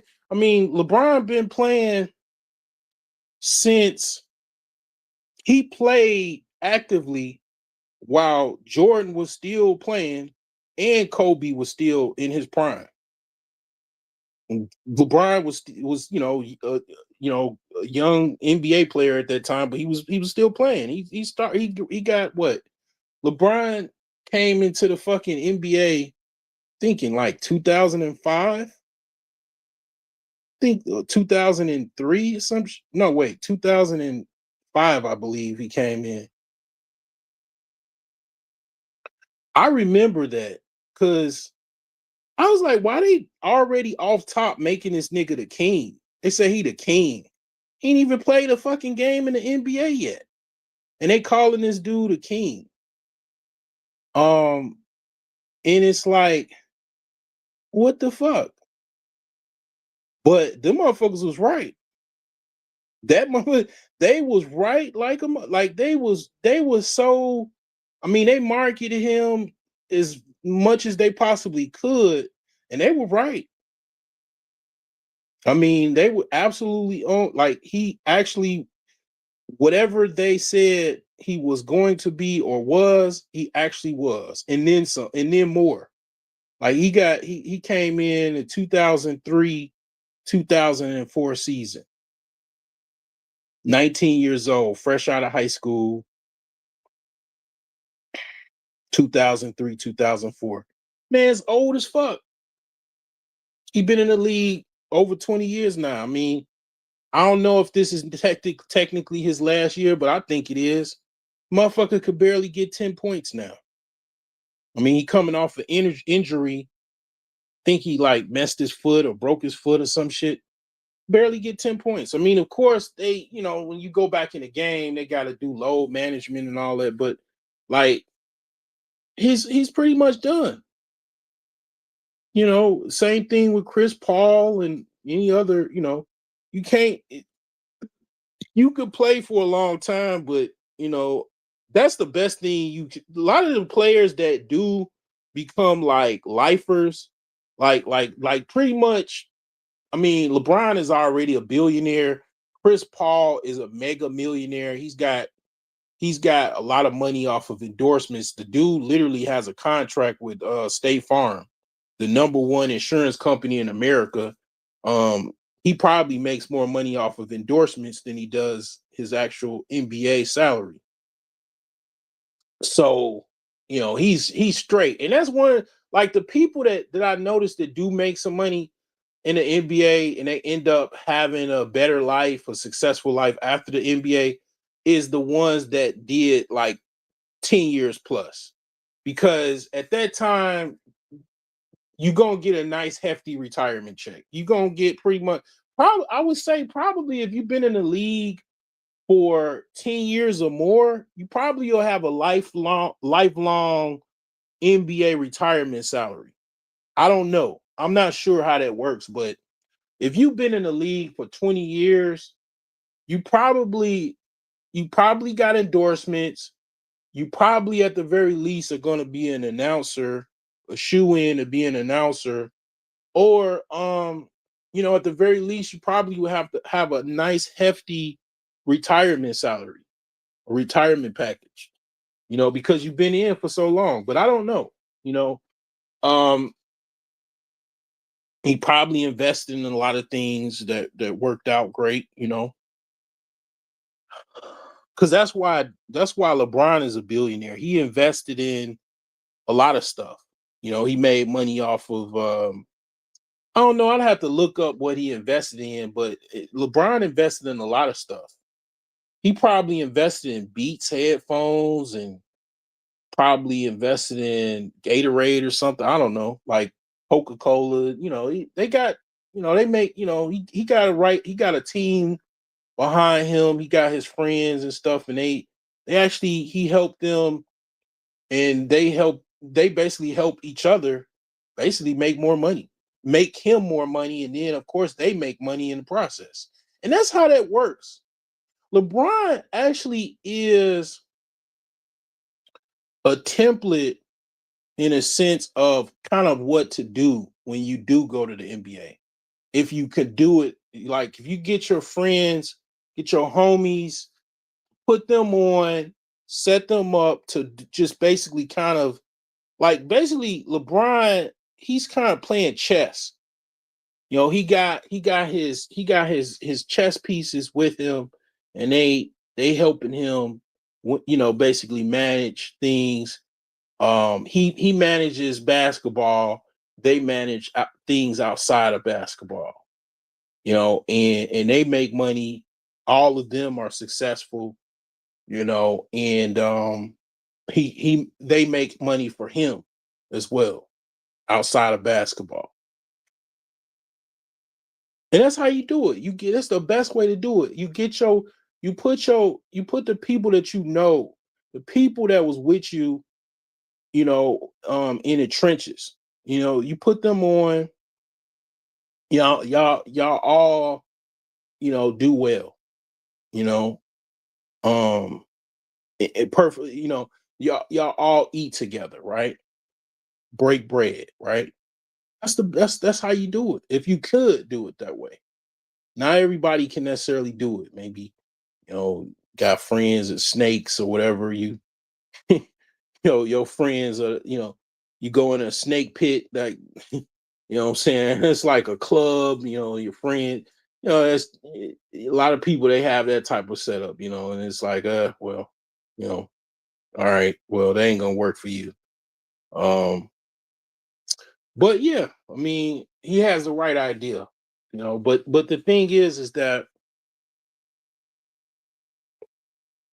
that's how it works, man. It's a short-lived situation. But back to what I was saying earlier is that the 100 octane world, the famous, rich and famous world, is intertwined with the non-famous, rich and wealthy elites.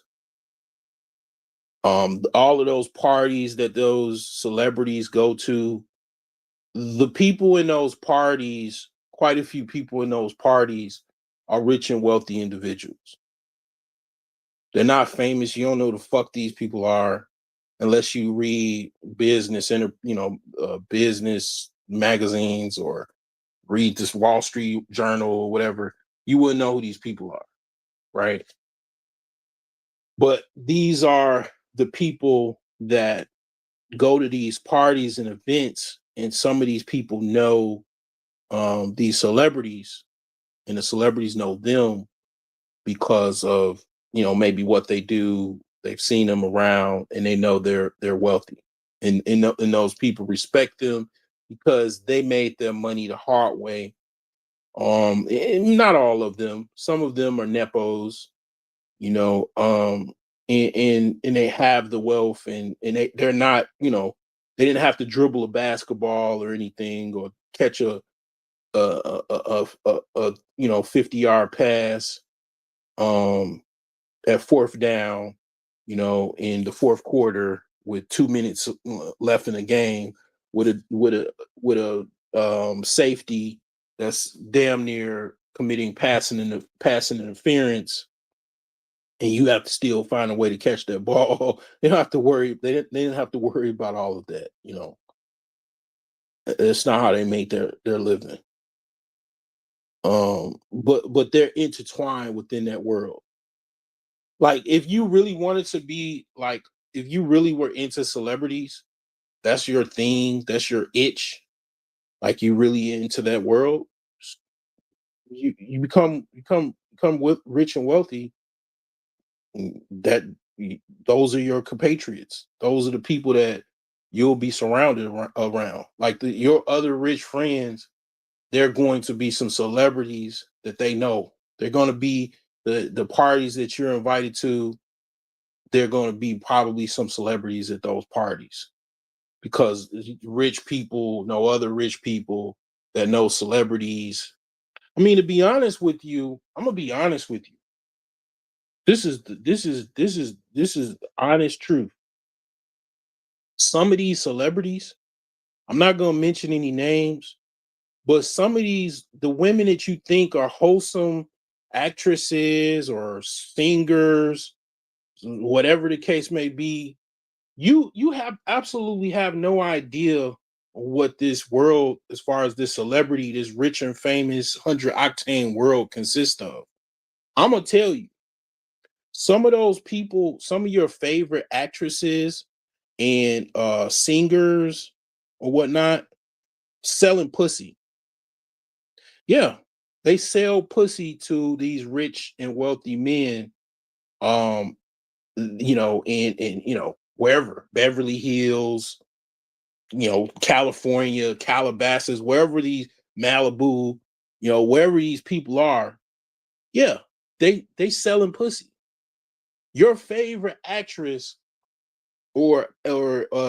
singer that you think is so great, you don't know they sold pussy to some of these rich guys. They might not charge what some chick on Backpage charge, like, whatever, $100 or $80 or whatever. They might charge $80,000 for a shot of the cooch, because this is not Backpage cooch. This is, Grammy winner 2005 cooch. So and they already know the guy's rich and they need money. They got to pay their mortgage. They're broke. Album sales is not hitting on much. Their fan base is, not like it used to be in the 90s or whatever the fuck. And yeah, they sell pussy. Or they do kind of a favor for a favor thing. This is literally what Weinstein, the movie director, Harvey Weinstein, is what he used to do. He used to, whatever actress you like, or whatever, they would, they'd have a party, and I already knew this guy's who he was. He, very well known Hollywood producer, director, right? Writer, whatever, right? Hollywood insider, right? Basically the man, right? If you wanted to get in a film, if you wanted to be the star in a film, he could make that happen for you. So at an event, a little private party, he come to invite you into his office. You're already drinking, you might offer, a fill up, and then what he would do allegedly was he just, say, chick will like, I want to be on, some of your next up and coming projects. And he's like, oh, okay, great. Yeah, I can see you in some, future projects that I got working on. Then, pretty much towards, the, tail end, or, middle of the conversation, he just whips his dick out. Whatever the fuck, small or big, whatever just whips his dick out, and starts jagging it off, and then pretty much invites alleged actress over to help him finish. And then she, all of a sudden, next she's in the next Harvey Weinstein production. And this wasn't it. He was doing this for years. He's doing this for years. There was, it's called quid pro quo. You do something for me, I'll do something for you. And I mean, it's old as outdoors, and in the Me Too era, internet era, women feel some type of way about that. They just, they get older, and then they start to think about all of the fucked up shit that they've done. Maybe they, started a new religious, or they maybe had a religious awakening. And then next thing they, getting a lawyer. They calling Gloria Allred, and then they got a case. And next thing you know, you're on trial for sexual assault. And it's like, yeah, it happens. And the thing is what I'm saying is that, just like the chick from high school, like I'll mention this, like I'll tell you a story, right? So one of my homies in high school, he ran into a chick that basically he grew up with. He grew up with this chick, and he like 22, 23 years old, and this happened like 10 years ago. I mean, 20 years ago. And he wanna kick it with her. He wanna get some pussy. So she was like, well, okay, but give me $200. And my homie like, damn, well, why the fuck I gotta pay? Well, and she like, I want some money. And basically, my homie, he wanted the pussy, so he paid. What makes you think that don't happen with rich folks? I mean, like stuff like that. Like, you think because the chick is up and coming, or a rapper, and she's got jewelry on, and she's allegedly rich. You don't know this broad is damn near facing bankruptcy. She got lawsuits. She basically, and she got an advance for her publishing. She got like $2 million advance, so she has no publishing rights. So even if she has album sales, doesn't matter. She doesn't get any of that money, from album sales or streams or anything. She can't tour and make any money. So she's famous and keeping up with appearances, pretending to be wealthy and rich and everything. She got a closet full of Birkin bags and coats and jewelry and stuff like that. Might even have costume jewelry. But what you don't know is this woman is broke and famous, and she sells pussy for $50,000 to rich people in Hollywood or wherever the fuck. I've never even been to Los Angeles, so Calabasas somewhere. That's what I always hear. I hear Calabasas, Malibu. That's all I know is Calabasas, Malibu, and Beverly Hills. That's all I fucking know about Los Angeles. I don't know shit else. I might know a few other places.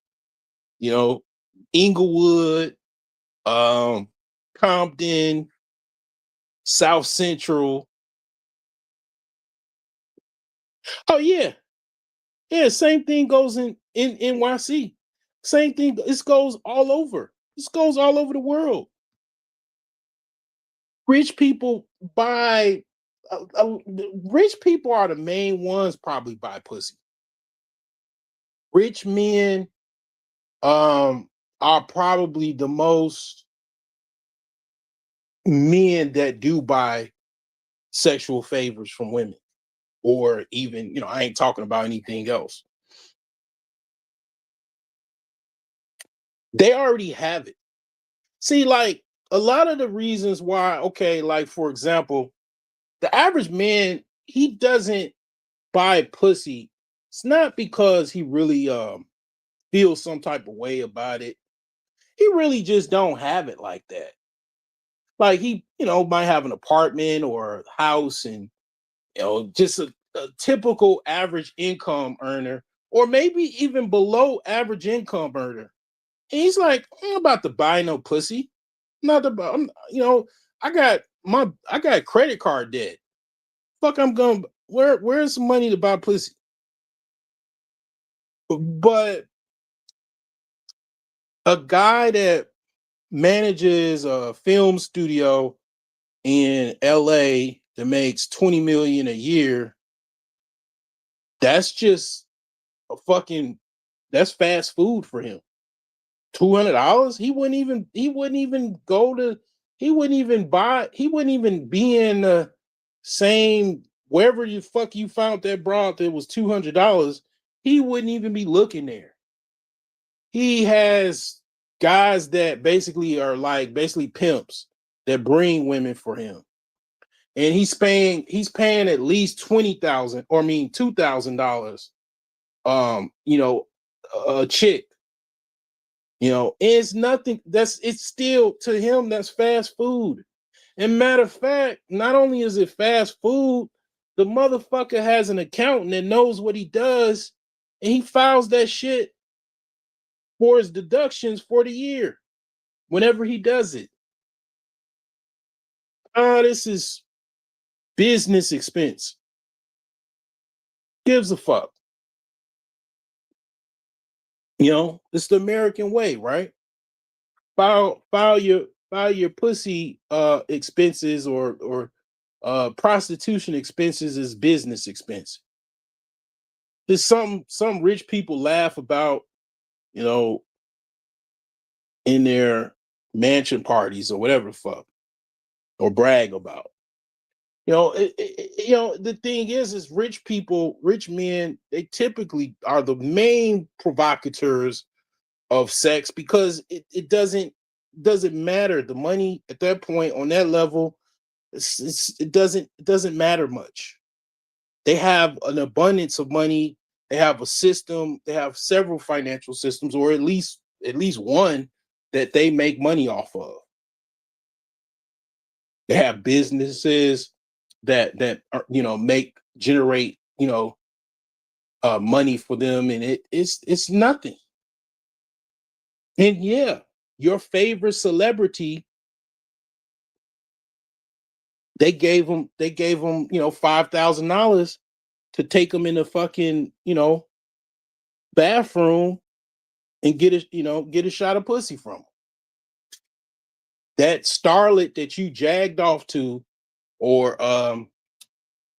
beauty vixen from the late 1990s or early 2000s, they just paid $5,000 to fuck them in a bathroom, and they had it like that. That wasn't nothing to them. It's like $50 to them. To you, that's every fucking thing. Like, 5,000 to me, even right now, 5,000. Like the most I've won off of a fucking sports bet slip, it's like over 2 bands.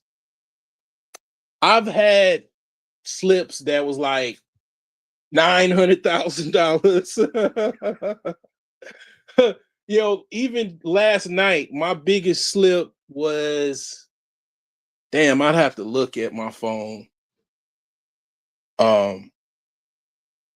I just don't, you don't come across, coming across money like that for some people is kind of difficult. Okay. For others, that's every week or every day. They day trade or they have they have a small hedge fund. They make that within an hour, the first hour in the morning.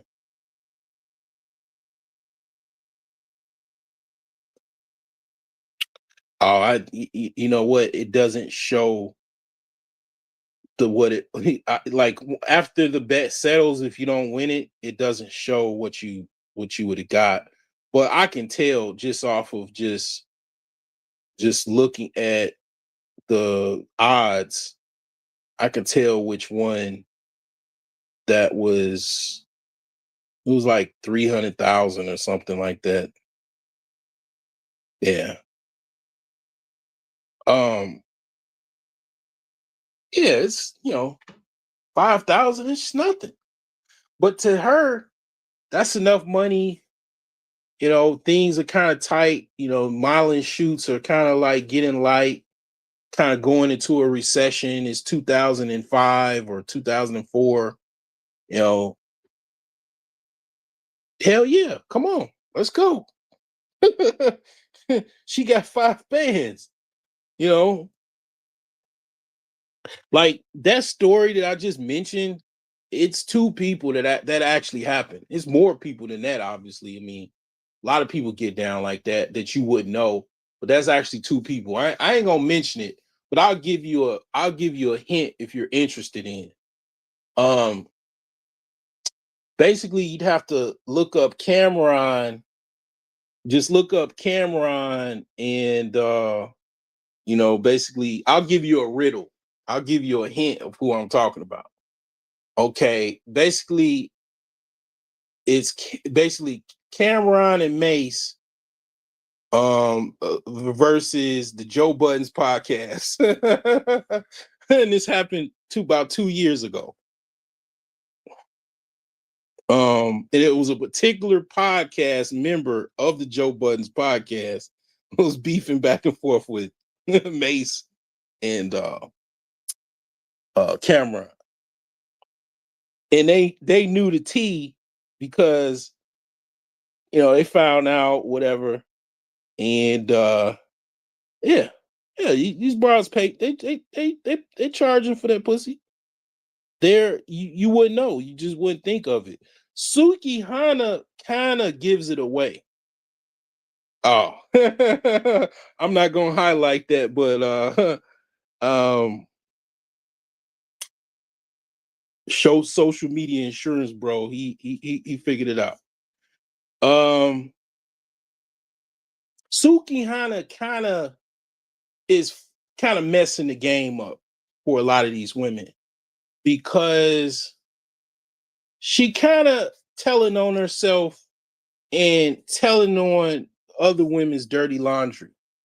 Because Suki Hana, before she got the little stardom that she had, that's what she used to do. She used to literally sell pussy. Okay, and same thing with I ain't gonna mention no names. And especially her, because that bra sue people. I mean, I don't think she'll sue somebody like me, because I don't really make no money off of YouTube. But I'll just say this person sued somebody else. She sued somebody else, but basically women that used to basically strip, a lot of women that strip, a lot of strip clubs are basically modern brothels, and a lot of strippers have soul pussy. Some of them, I'm not gonna say all of them, but a lot of, I would say most of them definitely have soul pussy. So it's some women that they make it, they're so successful, that they have found a way or a lane to stardom. But they used to sell pussy. You think they stopped? You think they stopped selling pussy after they already had sold pussy before? You think that now that they're celebrities and they're around rich people, it just stops? Or you have the idea of it, right? Like people's, dirty laundry coming out and all of that. But a lot of these chicks, man, and you think are just regular vanilla women. Yeah, they sell pussy. They just sell it for a higher amount. It's another dude, Gilbert Arenas. Okay, Gilbert Arenas. I like Gilbert Arenas because Gilbert he'll spill the beans a little bit. He'll tell you some shit. And one of the things I'll never forget, was I going home or was I going to work? I don't remember. This was back when I was living in Gary and I was working downtown, so I was taking a train and I would have to park in the parking lot and go to the train. And I was listening to Kendall Gill talk about a particular celebrity actress, well-known actress, Oscar-winning actress. He was overhearing some rich white men in the crowd talking about how they used to fuck this actress. just regular business class white dudes just watching the fucking, successful entrepreneur white dudes watching a fucking NBA game, maybe in the box seats. I don't know. He overheard them conversating about how they fucked his bro. And the inner details, personal details of how the coochie was or how it smelled or whatever. And it's just like that, man. I mean, I'm just saying, like, it just over the years, BGS talks a lot more about this in his Octane skills. Yes, the celebrity world, rich and famous world, is intertwined with the wealthy individuals that you would never know who they are. The only reason you know about Epstein is because Epstein got caught, right? Epstein is the epitome of what I'm talking about as far as this intertwining of the celebrity world with the rich and famous. I mean, the rich and wealthy world. The rich and wealthy are intertwined with the rich and famous. The celebrity worlds, the 100 octane worlds, are intertwined with basically 92 octane or higher tier 92 octane, because these are not just 92 octanes. These are like basically will be classified as global elites and masters of the universe level, because it's different levels of 92 octane. You have general 92 octane, which is basically a 92 octane is just like a career guy that probably basically works in some office, makes probably six figures or more. That's 92 octane. Probably has a degree or an advanced degree. But once you go into masters of the universe, now you moving towards, all right, maybe you're a lobbyist, you work for a congressman, you might even be a higher tier level professional. You might be a scientist or someone that's a genius or something like that, and you make money. You might be a hedge fund manager or something like that. That's like masters of the universe level. And then you got global elites, and that's like basically like you're a CEO or you own a hedge fund or own a multi-conglomerate corporation or something like that. Like, yeah, like those are the areas that cover the 92 octane, and those intertwine with the 100 octane, which is the basically celebrity class. And yeah, they like, for example, to make it easier for you to understand. All right, so I mentioned LeBron James. Who does LeBron James work for? Exactly. That's the global elite. He works for fucking the Lakers owner, Jeannie Buss, or whoever some of the buses. Whoever owns or manages the LA Lakers at this moment. That's who he works for. That's what I'm talking about. The people that he works for has more money than LeBron James. They rely on these people for I mean, to a certain extent. They're under the celebrities, the rich and famous, or the famous. They rely on these people for contracts. To be honest, they are at these people's beck and call because they rely on these people to continue to earn a living.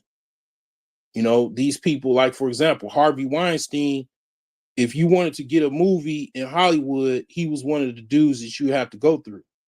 Or for women or whatever, the guy you'd have to fucking suck off or fuck, you know, for a role.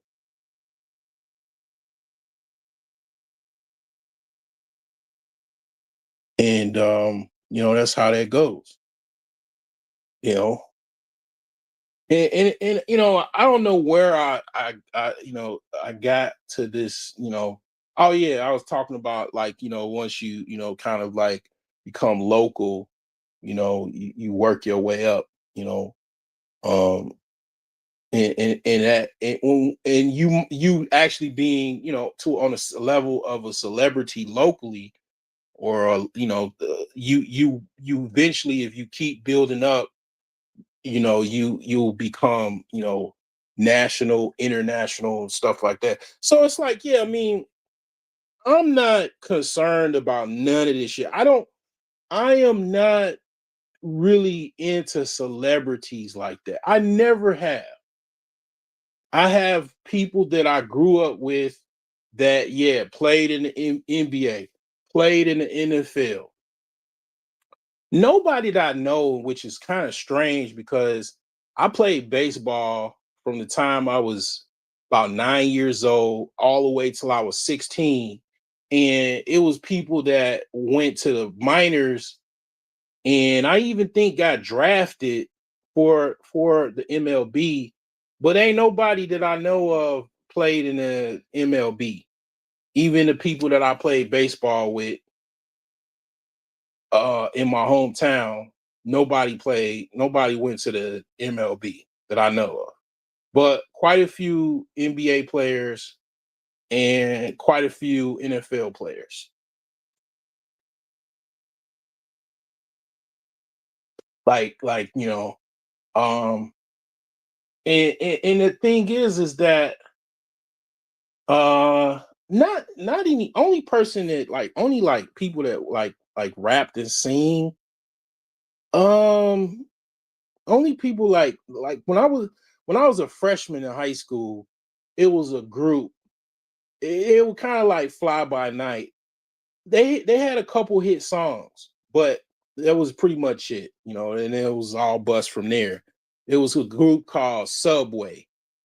I went to high school with them, and they was in my actual class. They were freshmen. I never forget this. Like, it was just tripped out. This is like black excellence. This is a black excellence story, man. It's tripped out, right? So I remember, you know, this is gonna age myself horribly, but I am older. Okay, I remember watching I think on Sunday night or Saturday night. I believe it was Sunday night. I don't know. I don't remember. But Soul Train used to come on. I was watching Soul Train. And it was tripped out. I saw these guys that ride my bus. I saw them singing on TV, and I'm like, what the fuck? Like, because I didn't even know I didn't even know anything about them. I know they was on my bus. They went to the same high school I went to, and I was like, damn, they were, you know, a popular group, like, you know, had national recognition, hit songs, and they were singing on Soul Train. And then I saw them on a bus, and I was like, damn, I saw you on on on Soul Train, and everybody was high-fiving them and, you know, attaboy in them and everything. And it's like, well, we was just going to high school, you know, on the bus. And it's like, yep, they were, you know, famous, you know, and they, you know, it's like I mean, they were like a one-hit wonder type of group. They were kind of like, it was a group called Another Bad Creation. They're called ABC. And they were like, you know, basically being managed by by basically Belle Biv DeVoe. Like they're like they had like managed some groups, and they had like a couple hit songs, or even just one hit song, and then that was it, you know. And it's like one song they has like, Aisha, you was the girl that I never know, and I wanna get to know you better. Like that was, that was short lived. And I know that sounds horrible, but after that, it was, it was it. And that was what happened with Subway. Now, Subway was very similar. They actually had a duet song, and it was a hit song. They had a song with 702, and 702 was kind of like the same group as Subway. Um, and they, kind of complimentary because it was like three of them, and it was three Subway members, and they in the Subway they were all brothers. Okay, and they had a hit song, um, and it was pretty popular. But after that, that was it. It was, for even 702, they probably had like two albums, and that was it. And it's like, but it was pretty classy, man. Like it wasn't the weave wasn't. I don't even think they had weave. Like if you look up Subway and 702, it's on YouTube. It's like probably it's an old ass song from the 90s, but like if you notice the chicks in that video, that they were 90s fine. This is what the youngsters call now, they call it 90s fine. Because the women in the 90s, they was fine as fuck. Because this was pre-wigs, pre-weave, where women, like, if they wanted their hair straight, which a lot of women, they, had their hair straight, they just use a fucking press comb or fucking, S curl kit or something, right? Or basically, and they're straightening their hair. It was no weave, no lashes. The makeup wasn't crazy. They were natural, and it was fucking gorgeous, right? And the women today that follow that 90s type of template, they bad. They automatically bad. Because those are the fucking finest women. That's why a lot of Gen X men talk about the 90s, because the fucking women from the 90s was fucking gorgeous. Because everything a lot of men complain about, that shit wasn't popular like that back then. The weaves, the wigs, the fucking eyelashes, nails was popular, but it wasn't too crazy, you know. Um, and no BBLs, no, plastic Barbie titties. None of that shit was like popping back then. Like that wasn't going down like that back then. It wasn't the women didn't have money for that shit, and it wasn't popular. The only people back in the 90s that was getting plastic surgery was rich white women. And maybe like fucking a rich Hispanic women that maybe they fucking husband worked for the cartel or some shit. That was it. People couldn't afford no fucking plastic surgery and shit. Now people got payment plans and shit. It's all kinds of crazy shit. I'm working my ass off to pay for my ass off. I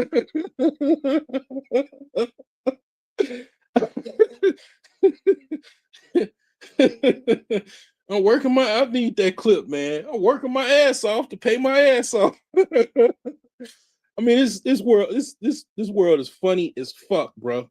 This shit is hilarious to me. Like, I would, they had a movie, Keenan Ivory Wayans produced, Don't Be a Menace. I mean, not Don't Be a he did produce Don't Be a Menace, but I'm Gonna Get You Sucker.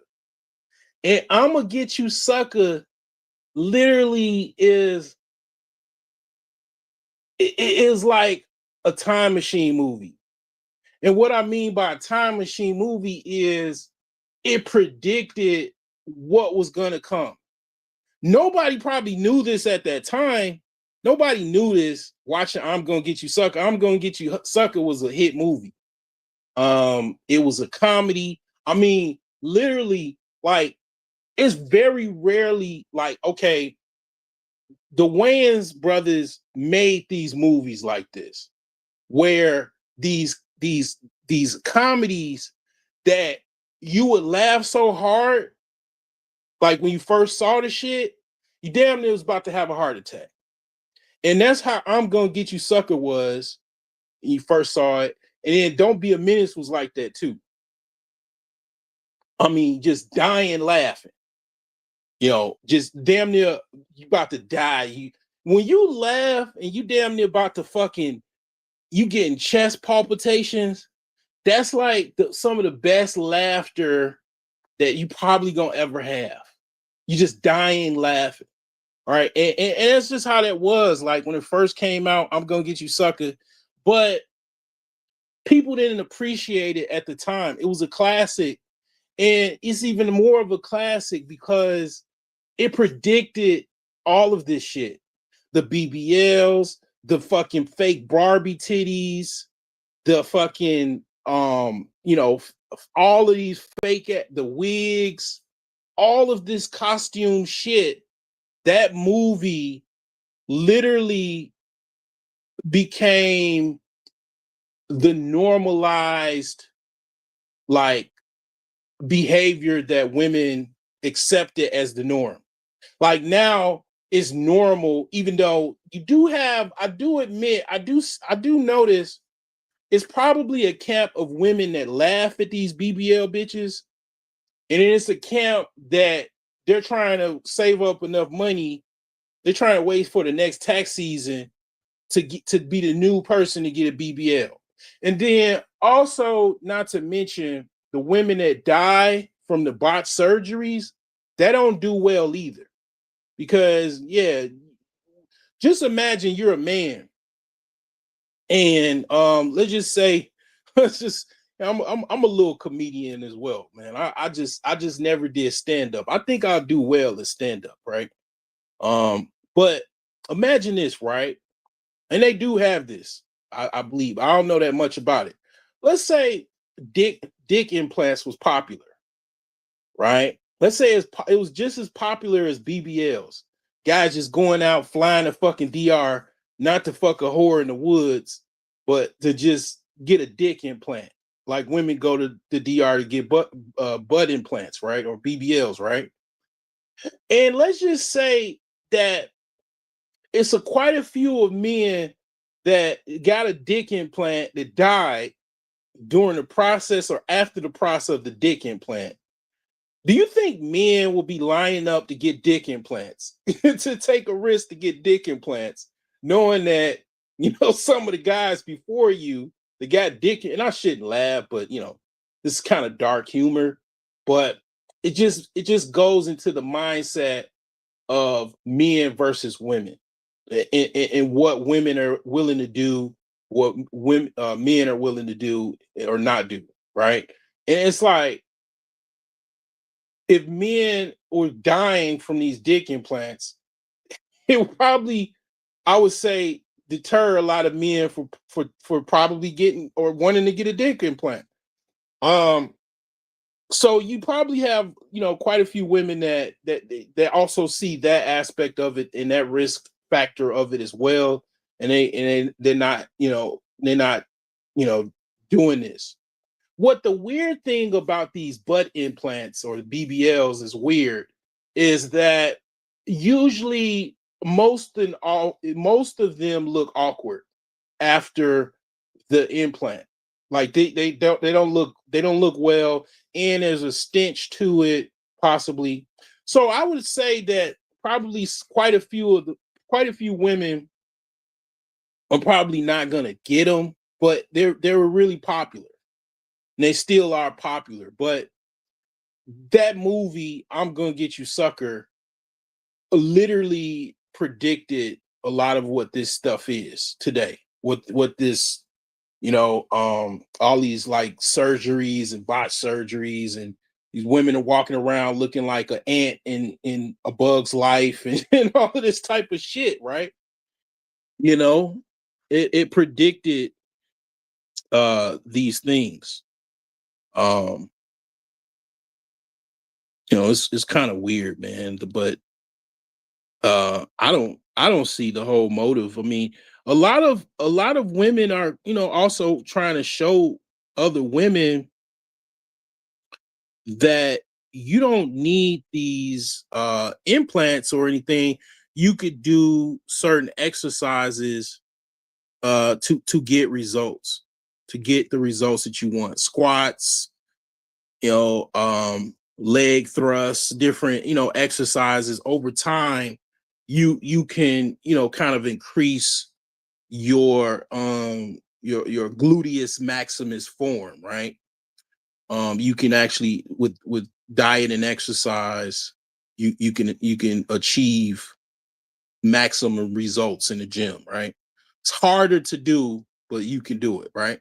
So, but the thing is that, yeah, that's what that movie it did. It kind of predicted, not knowing. I mean, I didn't know, watching that shit, that every woman was going to be like that actress in that movie, taking off wigs, having breast implants. Oh, this is not real. This ain't real either. This ain't real. Like, nobody knew that. I mean, I didn't know that shit was, I thought it was funny, but I didn't think women was gonna grow up and do that shit. That's crazy. And nobody really, I've been, my little small channel, I've been pretty vocal on how I dislike all of them, like, plastic surgeries and shit, but women don't get no fuck. What women say, you don't care. Black women are probably the only women that were adamant about, I don't care what no men want or what they like, but here's the deal. Here's the problem. Well, two can play that game. There's a cause and effect in everything. All right, you don't like that. Okay. Or no, you don't care what men like. Okay. All right. You like being alone? Like getting fucked and get left, get skeeted on, and then dude gotta, leave and shit, leave you, leave you and skeet you and leave you. Like, if that's your life, right? No man, because you say you don't care what men like, right? So, a lot of women, they getting their wake up call. They're, basically, being left alone because they want to play hard to get. And playing hard to get doesn't work well with women. Older women have sent younger women off. They taught, especially black women, they thought that a lot of black women are dumb because they believe that they can be men. The women that thought that they can behave like men or have a devil may care attitude about men, those women, they got older, and then they're pretty much, they're mad ladies right now. They're mean older black ladies, black women that are probably Sith Lord misandrous. Okay. If you had the idea of what a Sith Lord misandrous is, right? They want to, I ain't gonna even go there, but just think about a lightsaber and a little baby boy, Sith Lord misandrous, what I'm saying? Like, but the thing is that, yeah, that's what they became. You know, and that's what they're becoming now. They're morphing in, you know, they morph into this every, 30 and 40 years. You know, Sith Lord misandrous. They become, Sith Lord misandrous because they were doing everything backwards and wrong. You know, women are women, men are men. And what they didn't know was, and I've been saying this for years, I've said this for years, like, women, it's not their job to play hard to get. Actually, men, that's their job. Men are supposed to play hard to get. But, so many men are simps, they don't play hard to get.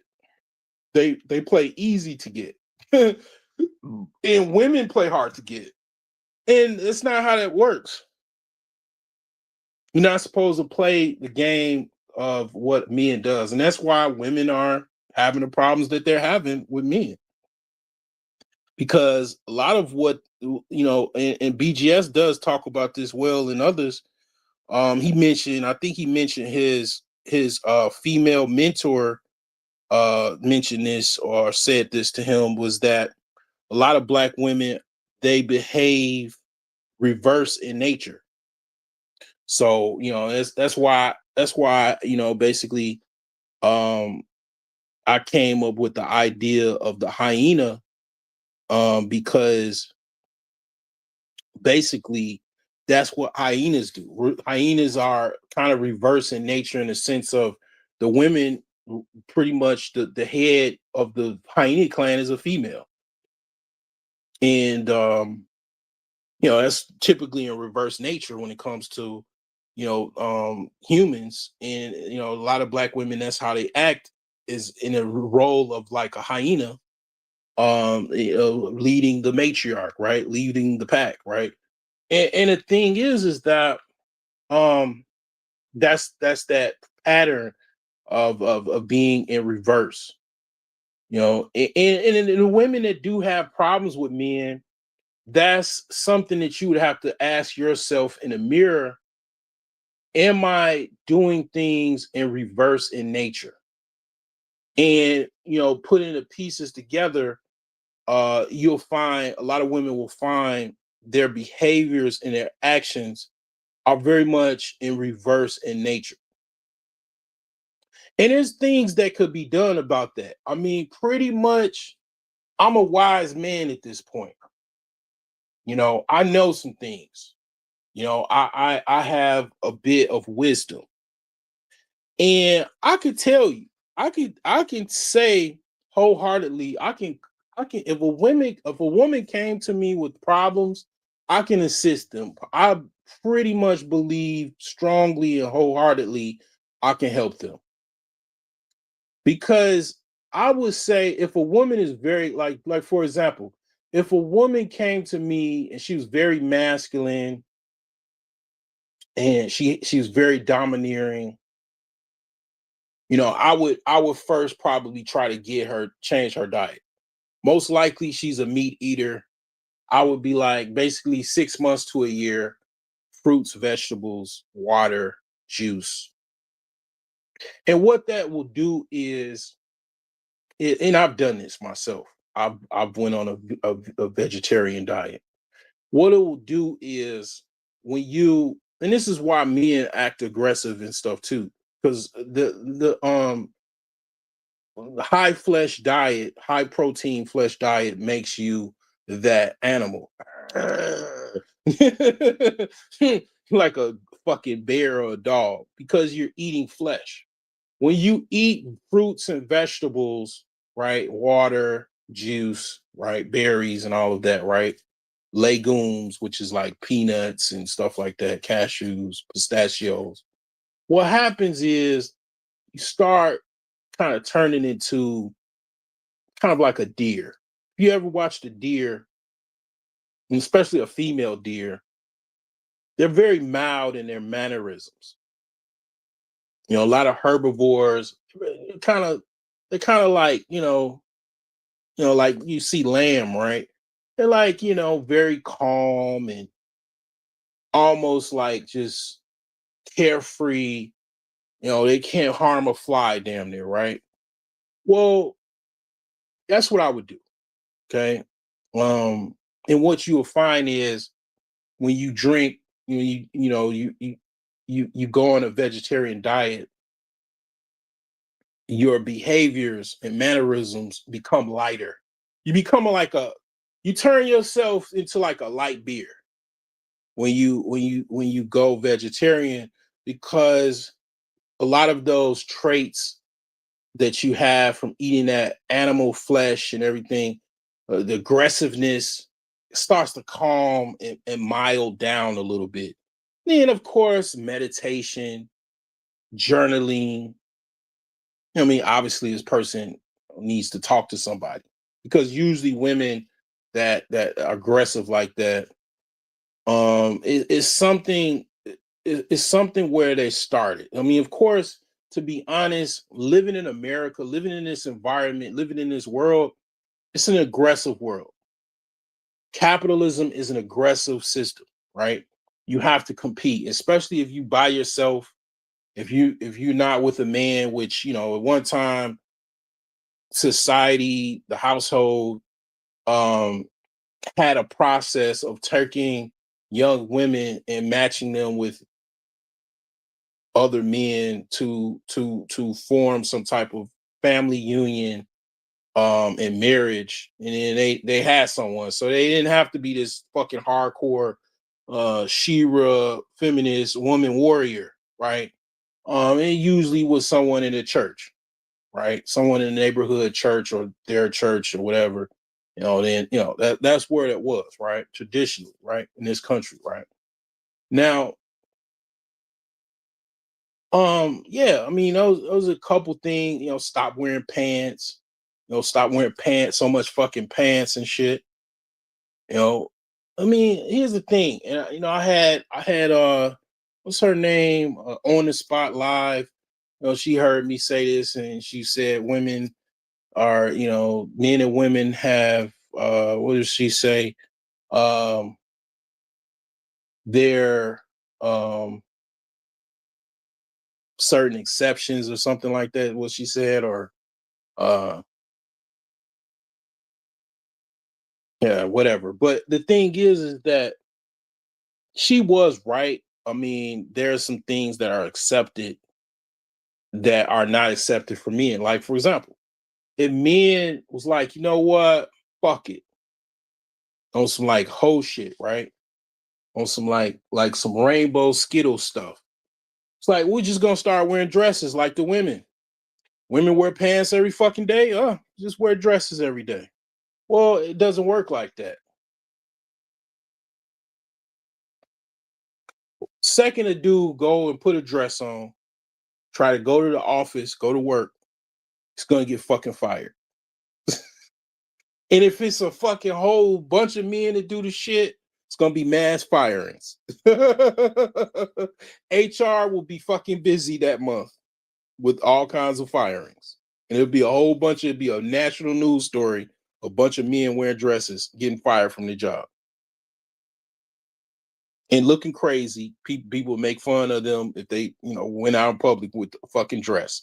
So I say all of this to say, imagine how goofy it fucking looks for a woman to wear fucking pants.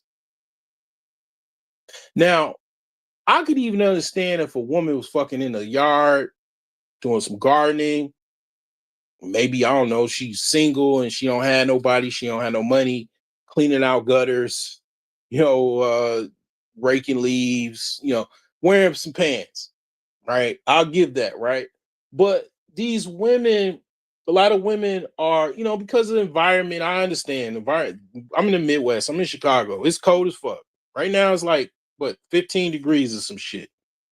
It's kind of hard to wear fucking dresses in the fucking wintertime for a woman to wear dresses in the fucking wintertime in Chicago. I give it that. The environment, the harsh environment, very, very much different parts of America, different parts of the world. It's very, very hard for a woman to really be feminine. That's really what I'm saying. I'm also adding that to the elements, right? It is very, like, really, to be honest, women that live in environments that are cold, like the Northeast, the Midwest, anywhere there's cold, off top, women have to be masculine to survive in that environment. They just have to be. All Midwest women are rough as fuck. Like they're cave women. You have to be a cave person to survive this environment.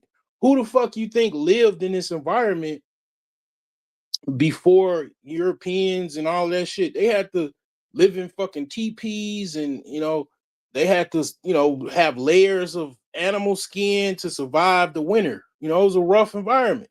Still rough. Cats. I feel, I'm a cat lover. My cat died a few months ago. And one of the things that I learned about the winter, the Midwest and in different parts of the country, right? Well, I was thinking about this today because I was trying to figure out why cats fare really, really terribly in the cold. Like cats, you don't notice, but cats really don't outdoor cats, they don't really live that long. They typically only live like 1 or 2 years. They have the life cycle of an undrafted rookie, undrafted NBA player, 1 to 2 years living outside. And I thought about it just recently, why that is. Well, cats are not native species to the United States. Cats are not evolutionarily equipped to survive the North American outdoors. They weren't evolutionarily designed to live in North America and survive the cold winters of North America. So their body is not equipped to survive the outdoors, the cold outdoors, of North America, because they're not a native species.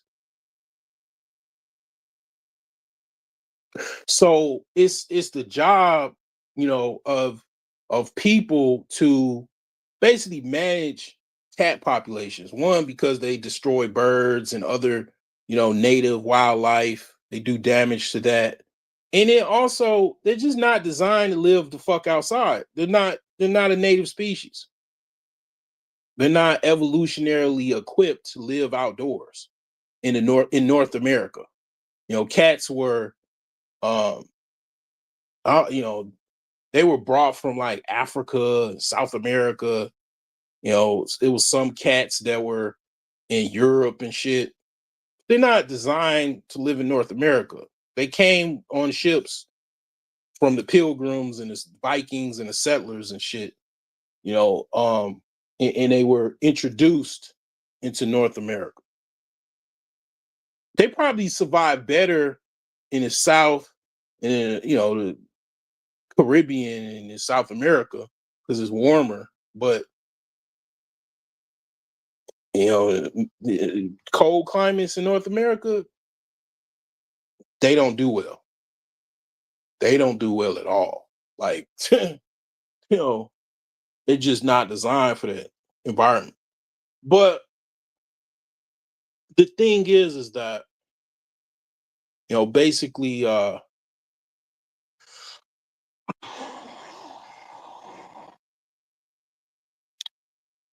I'm all over the place, but it's like, yeah, women, it's just not designed, man, to be doing all their nature they're reverse in nature. And this is all due to, social engineering, and even the environment. Like I say, the environment, that's why I was talking about cats and shit, because the environment, these cold climates, it makes it you have to be tough to deal with these environments. But even women in the environment, like, because it's in a woman's best interest in cold environments to have a man, to have someone, to be with them, because it's better. They're less depressed. They have someone to help them out. They could be more feminine because they can just sit in the fucking house. It's Muslim women that I know, they don't even leave the house. They stay in the house for fuck, like they on house arrest. They don't go anywhere. Their man fucking do everything. They buy the groceries. maybe they might go grocery shopping. That's it. They go grocery shopping. They might go shopping at other department stores, and then they go straight home. Like they, basically have the mostly full covering of their husband. They just be in the house most of the time. Like, so the thing is, like, women really in these environments, they really need someone. Probably even more than if they live somewhere in a warm environment, because it's just that more tougher in these cold environments. Even for men. I mean, but men are able to deal with it, right? Because we're cavemen and all of that, right? So it's just, if you think about cave women, the idea of a cave woman hundreds of thousands of years ago, she needed a man for her day-to-day survival. Without a man, she was probably, she would, her chances of survival slim to none. And she had to worry about other cavemen and also the wildlife, right? They had saber-tooth tigers back then and all kinds of shit, But it's just, again, being reverse in nature is socially engineered, and it's not all of their fault. Black people were at war. We've been at war for thousands and thousands of years. We just are not taught that we are actually at war. We don't look at ourselves. We're not taught to believe that we were at war. We are at war.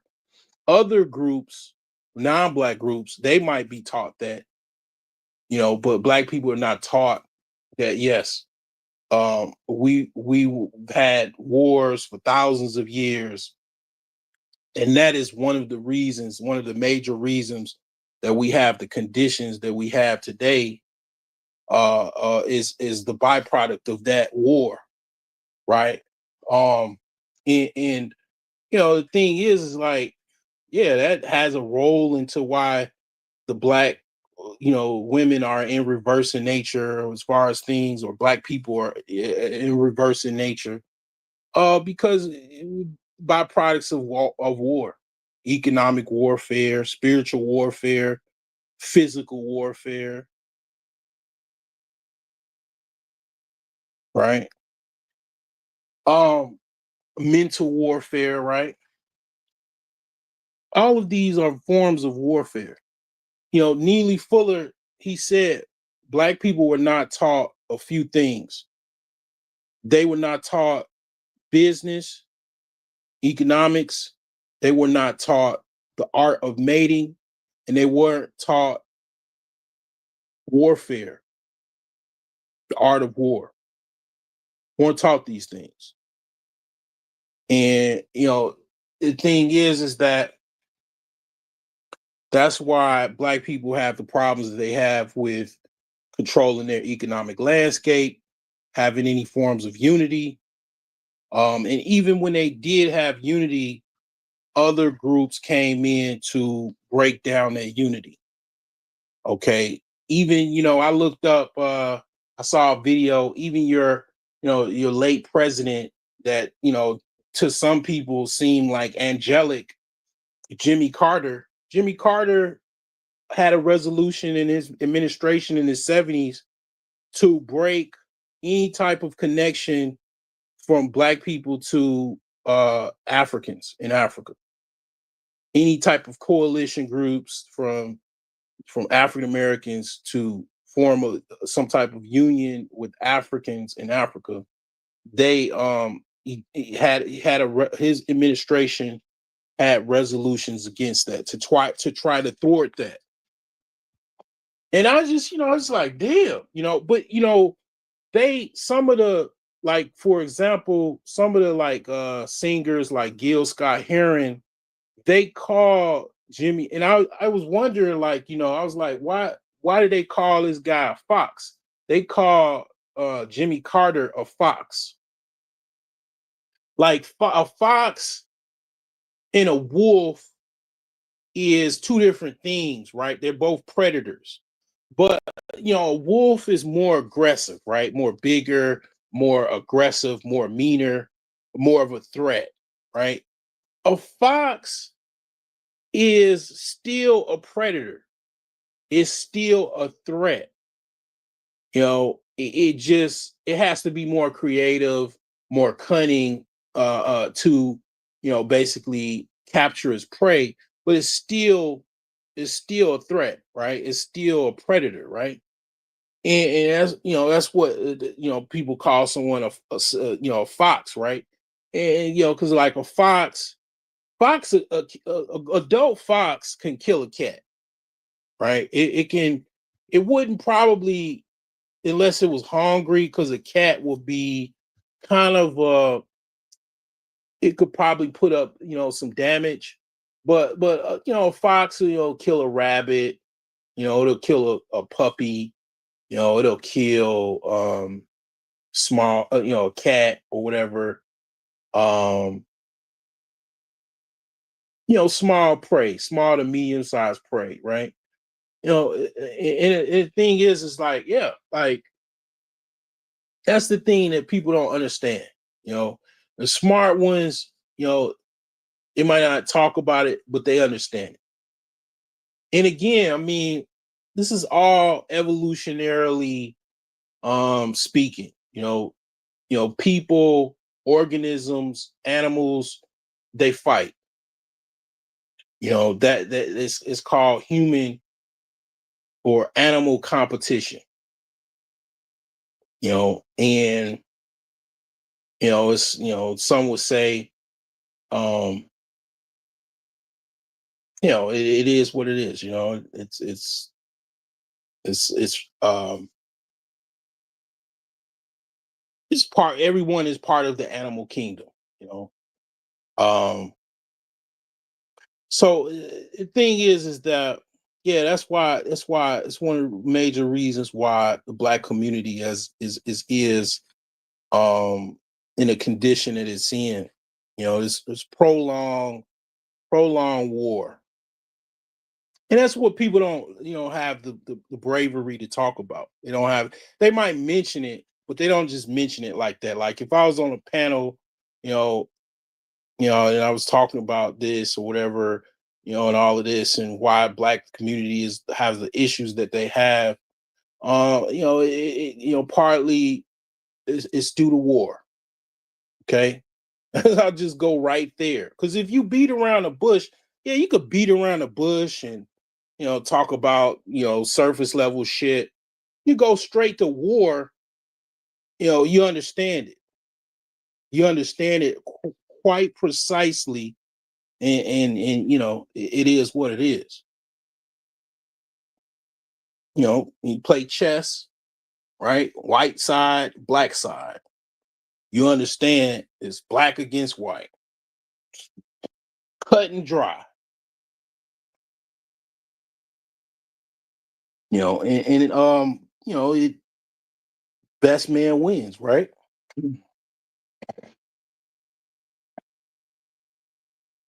So, the thing is that it's you gotta try to be the best person that you could possibly be. That's what it's all about. It is about evolution. You know, um, evolution. I do to a certain degree believe in evolution. Right. I never forgot this, and this is when I understood how smart um officer officer Charles Faulkner. I understood that this guy, he's just as smart as I am, if not even highly intuitive. Because I never forgot when I was talking to him one day on his panel on his show, and he exactly knew what I was talking about. Because with almost like reading my mind. Like some people have a certain synergy, a mental synergy. Like they could almost predict what you're about to say or what you even thinking about. You know, and this is pretty quite common with people that are like savants and geniuses and prodigies and stuff like that. They have a certain level of you know, frequency, as far as you could say, a mental frequency. Because one day I was talking to him, and I mentioned um what love actually was. The word love, right? The word love, if you put it backwards, it's evolve. And if you think about the love of your parents, right? If your parents really, really loved you, they did the best that they could to help you evolve. Because that's what this is all about, right? And you think about your parents, good or bad, what did they do? Did they do things to help you evolve or devolve? And obviously, de-evolution is the opposite of evolution, right? And you know, when you think about that, you really understand if your parents truly loved you, right? Like my father, he was a cab driver, and he was kind of ashamed of the fact that he was a, you know, career cab driver. And when he dropped me off from high school one day, he told me, you know, basically, just basically don't be like me. Don't be, you know, a cab driver.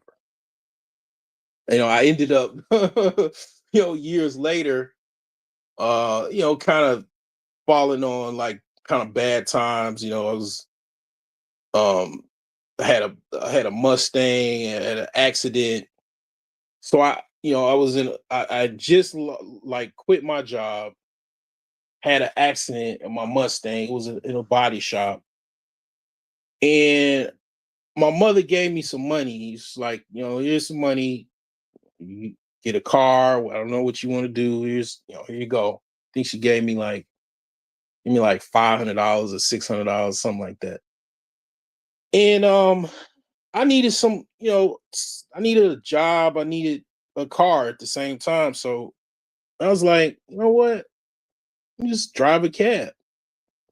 In the suburbs, it didn't require, you know, certain things like in the Chicago area. You needed to take a class, and you had to get a taxi license and all of that. In the suburbs, you just needed a license, and you had to pay for, you know, the taxi cab, you know, dispatch fees, and the lease for the cab was like, you know, a certain amount. So it was like roughly about $500 a week to lease to basically drive a cab. And basically, I you know, start working for this cab company. You know, it's like all of a sudden it's like, you know, I'm like, you know, I'm a smart guy. I'm like, you know, I killed two birds with one stone. I got a job and I got a car. You know, so I'm driving this cab, and it's like, oh God, I'm, you know, picking up all kinds of people. I'm picking up hookers from hotels and taking them to other hotels, and picking up all kinds of people. And I'm figuring out this job really ain't for me. And this job is kind of creepy and dangerous at the same time. And it's not really paying much, you know. And it's like, you know, it was a short lived experience. It was like maybe like a month. And it was like, yeah, I don't want to do this anymore. I see why my dad didn't want me to do it, you know. And that was what I'm saying. He wanted better for his son, right? He wanted me to do better, right? Even, you know, I mentioned earlier, much earlier, about horse racing. My dad, he used to love playing horses. He used to hang out in the horse track, the off track betting, facility, handicapping horses. He saw me up in there. He's like, basically, I had to leave. He said, get up. I'm a grown man. I'm like 27 years old, 25 years, whatever. He said, leave. He didn't want me in there, spending money, wasting money, betting on horses. So I left. And I definitely didn't come back when he was in there. I used to hang out with my uncle. He used to play horses and stuff. But it's like, yeah, I mean, he didn't want the worst things for the things that he dealt with. He didn't want me to deal with it. That's what I'm talking about. And you would think if you look at that and you see, just all of the bad that your parents did and all of the stuff you did, like if you ask yourself or look at back at what they were doing and why they were doing it, it's either one or two things. They were helping you devolve or they was helping you evolve. And if they was helping you actually evolve, that truly is what love, an actual fact of what love actually is. And I'll leave you guys with that, short and sweet. I'll leave it just like that.